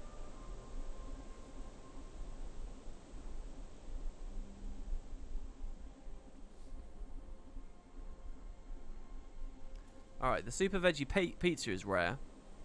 It's not that pricey. Level 70. So let's buy something like 10 stacks, because I just want to like get all this and deposit it and like not like worry about it for a long period of time, you know. I just kind of want to get it, but we are kind of low on the money at the moment because of all the gems we've been buying lately. What if season 5 is an epilogue season, finishing all the unfinished stories like the Human Shaft Treaty? Well, I think it needs some focus, and there's a lot of, so to speak, unfinished stories. There's always some that will make the cut, some that won't. And I think that just going all over the place is going to be kind of weird. I saw someone had a theory. They left this, I think it was a comment on my video. They had a theory that Season 5 was meant to be something like Guild Wars Beyond. Like Guild Wars 2's Guild Wars Beyond. That's what Season 5 was meant to be. And now it's going to have to be sort of configured into something much larger and to do with Jormag and stuff. I don't know. I guess it depends how limber the studio is and stuff. You know, the layoffs back at the start this year. Is it enough time for them to have really figured out, boom, no, we're doing this, and then just done a ton of work and completely changed tack on what Season 5 was meant to be? Just don't know. It's a shame when you salvage a stack, it's not instant. That's okay. Oh, that was you, Sinterklaas, was it? Yeah, I think it's an interesting thought, the Beyond thought. I really do. One last idea I'll be testing. You can share your home, and then all can harvest the garden. Can players also share the ascended herbs too? If yes, I can get you tomorrow all 12 spots of herbs for 0 cost at your part. Oh, that's a good point. Someone could set up a garden with like a... Oh, wouldn't that invalidate the economies though? Well, if you want to join my party, I'll ferry you in here and you can see what happens. You can share herbs. That to me feels like an oversight, maybe? That's really strange. So basically, you could there's very high value in 5 account multi-boxing at the moment. Well, not multi, yeah, multi-boxing. You get what I mean though, right? If you have 5 accounts, you can times your yields by 5 every day compared to someone who doesn't, because you can just ship all your accounts into the... You're going to craft one thing, 5 accounts will feast off of it. And you craft one thing, 5 accounts. You'll always make your money back there. It's kind of weird. Yeah, it's strange to have a time gate and that, like, co-op backdoor.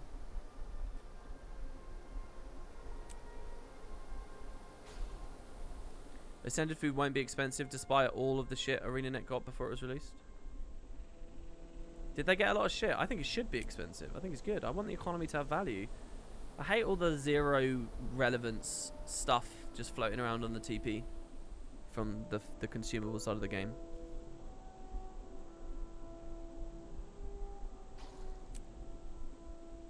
My guess is to break the faux fire curse, the ritual needs to will they need to have Magdair, Sothern, and be the king. Yeah, I mean that's definitely what they were setting up in season 2, right? I don't know whether Logan and Ritlock need to be there. Just like put Samuelson there or whatever and just go for it. If you've already harvested the plot, you can't let others do it. Same goes for if you've already harvested another home. You cannot harvest your home again on that day. That's my experience so far. It's a very strange interaction. It feels to me like a bit of an oversight-y kind of interaction as well. It feels like ArenaNet might not have properly thought it through.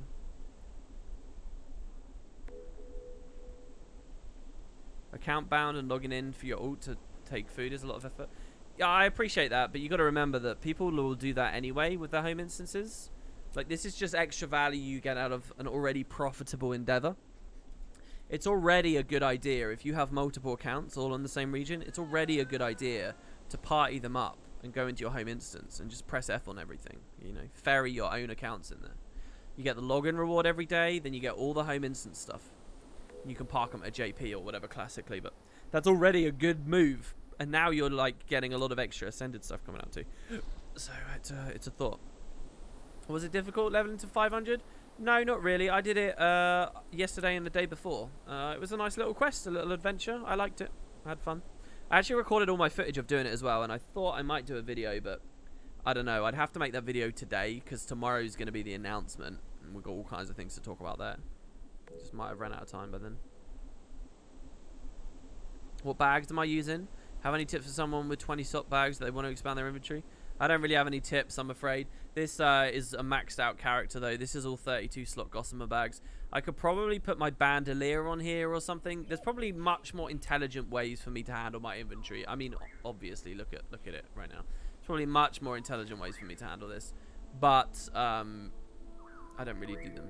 Like, there's certain bag setups you can do that allow you to mess with the compact button very regularly, and it helps you to clean your inventories out. This is taking way longer to salvage than I thought it was going to. You level to 500 in like 5 to 10 minutes just making the backpack. That's pretty funny. I mean, even if you get to 500, you've still got to do the quests though. You've got to do the achievement to get all the other stuff done. You think this is bad? You should see my inventory. I don't really mind very much because I just use the search field. I just search. If I can't see it, I search for it, and I'm not too put off by that. It takes a bit to get into the rhythm of doing that, but then I'm fine, you know. Some people get really weirded out though by stuff like that. They need a lot of order in their lives, otherwise they get like really freaked out. You see that a lot on the internet. Okay, so we want to go back to blues. Now that was candy corn custard, if I remember. So I'm just gonna pick up some candy corn custards. Oh, I think even expired by now.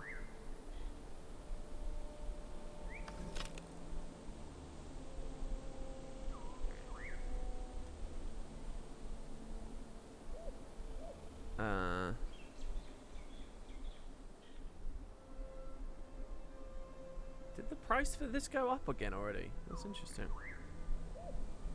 Salvage loaves of bread. Are loaves of bread more cost effective?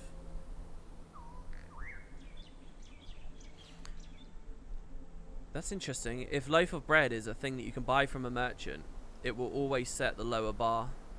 That the economy can never go higher. Sorry, the upper bar. The higher bar. Whatever, you get what I'm saying? Because it will always just be better to generate new food from the vendor. Whoops. Salvage stack. Man. I made this tea earlier and it's all cold now. There's a merchant in DR that sells bread.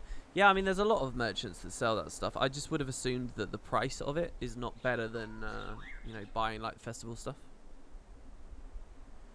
Bread Human says, I'm always cost effective. Are you, Bread? Are you? Okay, this is good. Look, so now I can make 26. And the bottleneck's probably the greens now. But I'll make 26 of these. And this will give us a couple of days of, you know, sowing seeds and stuff out. Have I seen the Guild Wars 2 leggings? Is that what Roy was wearing the other day? Beyond that, no, I haven't really seen him. By the way, you know that watch competition, guys, that's going on? What's the thing for that? What do you have to do to enter the competition? Is it just exist? Is it one of those competitions where all you have to do is exist? Or is it like an art competition, or what?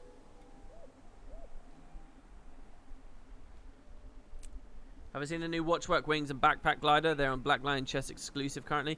Yes, I have seen it. And we need to open some chests for it. It's another thing. There's a lot of gems we need to spend at the moment. It's crazy.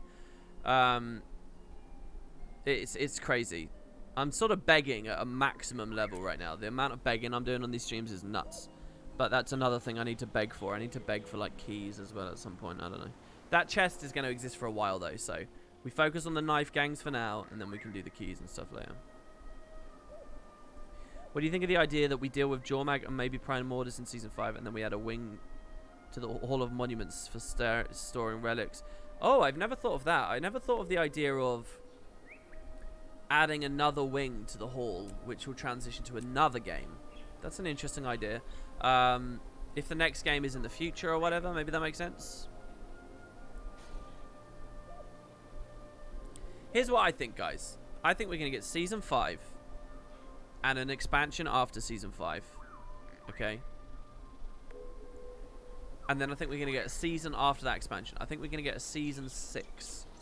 And I think by the time Season 6 is here, ArenaNet will be ready with their next thing, whatever it is. I think Season 6 is when a lot of these discussions we're currently having are actually discussions to have. I think it's Season 6. There's a chance, though, that ArenaNet wants to go much quicker. And in that case, they might just cancel the idea of any expansions, and this announcement in 24 hours is like, you know. But I don't think that's the case. I think we are season 5. We've got a whole year and a half of fun, drop-in content, and hopefully in 24 hours they give us a really good reason to be thrilled about that. An expansion after that, which hopefully is Cantha, and then I think season 6 will be something of a wind down maybe or something. Well, not a wind down. I think it will be big and epic and amazing, and it will be about the final dragon or whatever. But yeah, I think season 6 will be there. After season 6, I would predict they start looking at the next thing. Maybe they come out with a Guild Wars 3 and seek to just transition everyone. Or then this game will go into kind of a different phase, which will be like the Guild Wars 1 Beyond phase, where they never actually set a real end point, but it's less than expansions and it's less than big living world. It's kind of different. Maybe at that point they just go big on the competitive stuff, but we're looking at the year 2022 around there, you know, 2022. Like, you're a couple of years early, guys. That's what I think. What would Guild Wars 3 be? Would it be another MMO? It could be any number of things. I think ArenaNet are an MMO studio. I think they should do that. In terms of setting, I've said many times, I'm actually more compelled by the idea of it being earlier in time. I think there's a period of time, about 50 years to 100 years before pre-searing, that's really epic for Guild Wars. The world building and the stories that they can tell, alright? Alright, at that period in history, okay, at that period, you've got an epic, thriving, magical continent filled with people, the Orions, in their prime. Now, that's got to be fun to look at. You've got the more, like, ethnically oriented and tropical Critons that you can look at as well, with their struggles from the mysterious giants in the north. You've got the recently disappeared druids in the Maguma jungle, and nobody knows where they've gone or what exactly is going on there. You've got the dwarves and civil war brewing. Maybe they're still together at this point somewhat. And all of their issues and politics in the Shiver Peaks. You've got the Critons. You've got the Ascalonians growing bold and gathering north of the wall, and the distant threat of the Char that may not even have a main say here. You've got the Forgotten Society down in the Crystal Desert, communing and working with Glint. You know, in each of these factions, right, you could have Forgotten Playable Race, the Dwarves. There's shitloads you could do. It's a very exciting period of time with the 3 human nations all at live at once. There's loads you can do. I think it's a cool place. But it's weird because you're also kind of limited, because you know the game has to end up at certain places. You know you have to end up at Guild Wars 1. So what room is there to expand into new territory as well? Well, maybe that's why we start looking at the West Coast, which we very rarely ever do. You know, I think that would be cool. I think there's a lot to say for that. But maybe there's less to say for that than just going into somewhere totally new. Alright. So we make 26 exquisite extracts. And we're going to be out of green. But that's okay. We can chill with that for now. Chill with that for now. We've got a couple of those extra, but that's okay. That's where the inventory starts becoming a mess. Now with that, we can make 26 of these. And now I've been given all these exotic seeds from these males, so I can just kind of make whatever I want. So I'll make all these. I'll make these. These. These. I guess I'll go for as many of these as possible as well. Alright, so now we can go for a pure Ascended Garden up here.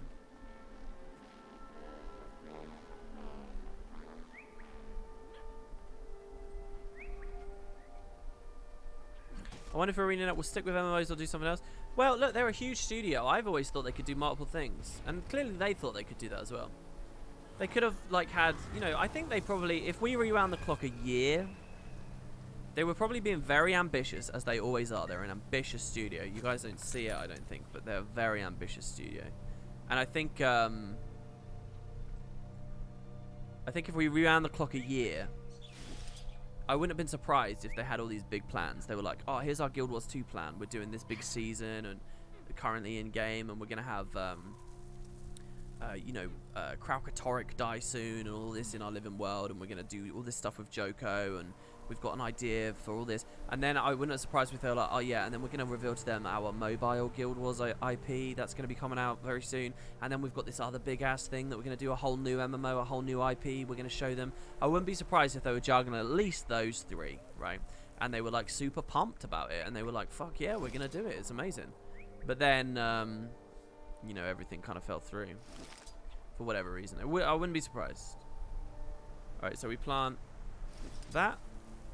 There's probably not going to be much order to where I put these, but I'll try to keep similar crops together. So we do this one here.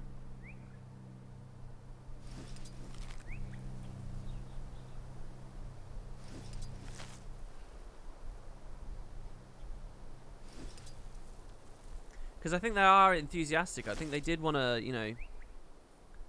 I think in an alternate world, things could have gone slightly different. Think maybe projects could have been managed a little bit differently, and you would have seen them be like real MMO titans, you know, having multiple MMOs out at once, right?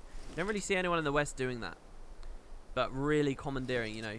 I think WildStar probably threw a huge monkey wrench in for them. I really do. Here's my tinfoil hat on this, right? My tinfoil hat is this: that ArenaNet made Guild Wars 2. After Guild Wars 2 came out, they hatched Living World Season 1 and they split some people away to make a new MMO. And lots of work was going on in the new MMO. And I think that it was going to be a different flavor of MMO, visually, stylistically, story-wise, setting-wise. It was going to be new IP.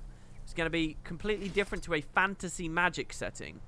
It was going to be a sci-fi setting. But it was going to be built on the same philosophies that had made Guild Wars 2 successful. The manifesto philosophies. The philosophies of grind and gem store and all those kinds of things. And honouring your time and not waiting around to have fun.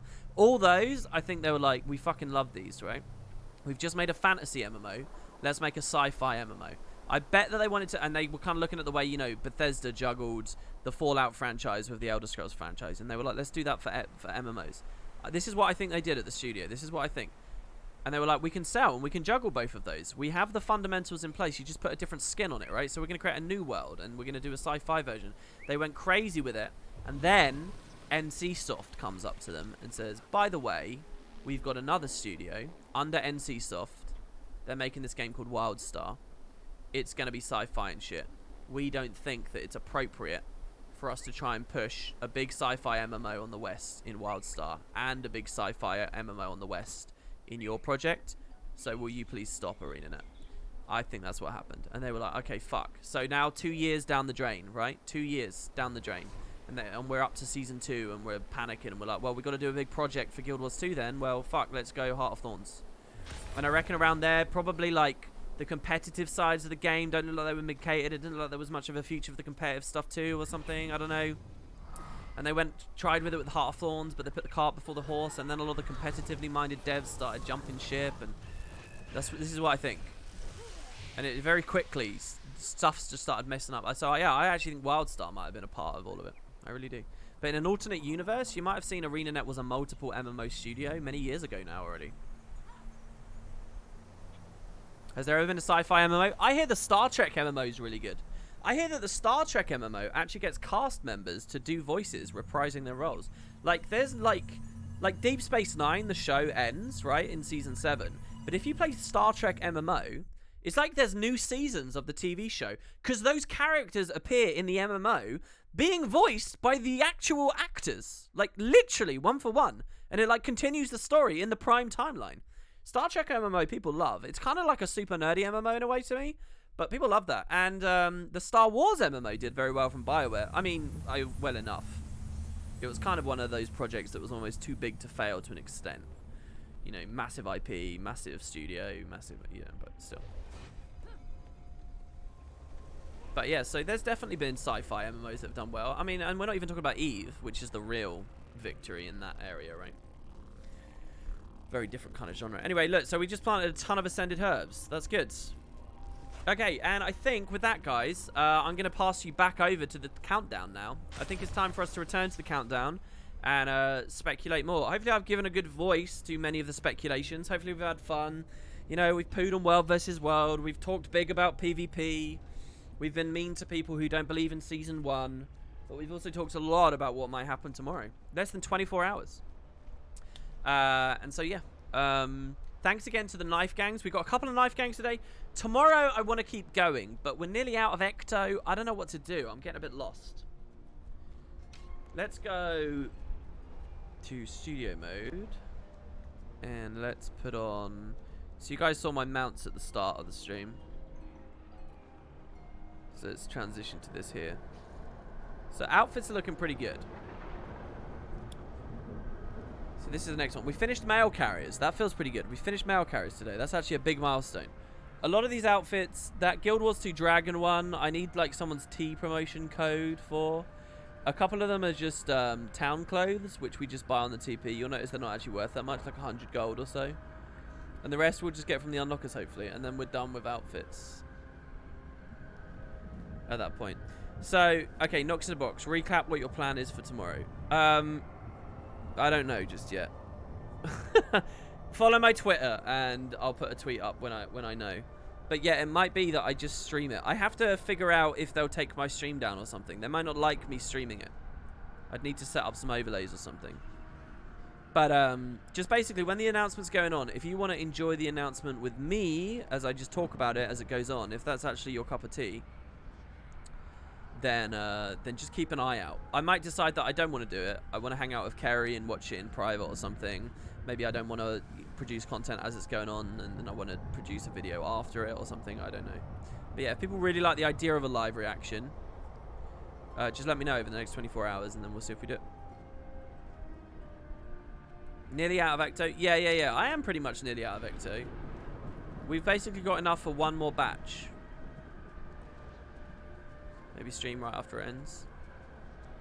If I do commentate, please make it available as VOD. They're all VODs. If you go to my second channel, Wooden Potatoes 2, every single stream I do appears there. Every single one.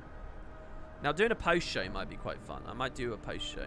But I have to know if ArenaNet's planning on doing one or what. Because like I say, I don't know. But yeah, let's go back over to the stream. Don't leave, guys. Let's keep bumping the number up on the countdown, okay? So hopefully I can host this right. I just do /host Guild Wars 2. All one word, right? Because that's their channel name. /host Guild Wars 2. Alright. Cheers, guys. Thank you. Thanks very much. I hope you all enjoyed. Let me know how you feel. And I will see you. If not tomorrow on Twitch, which we probably will, at least on YouTube. Thanks, guys. See you soon. Oh, is it /raid Guild Wars 2? Let's try /raid. Let's see if that works. I'm not actually going to go offline until I see it goes through. Alright, it worked. Did it do it? Alright. Alright, okay. I think that's it then. Bye-bye. Bye.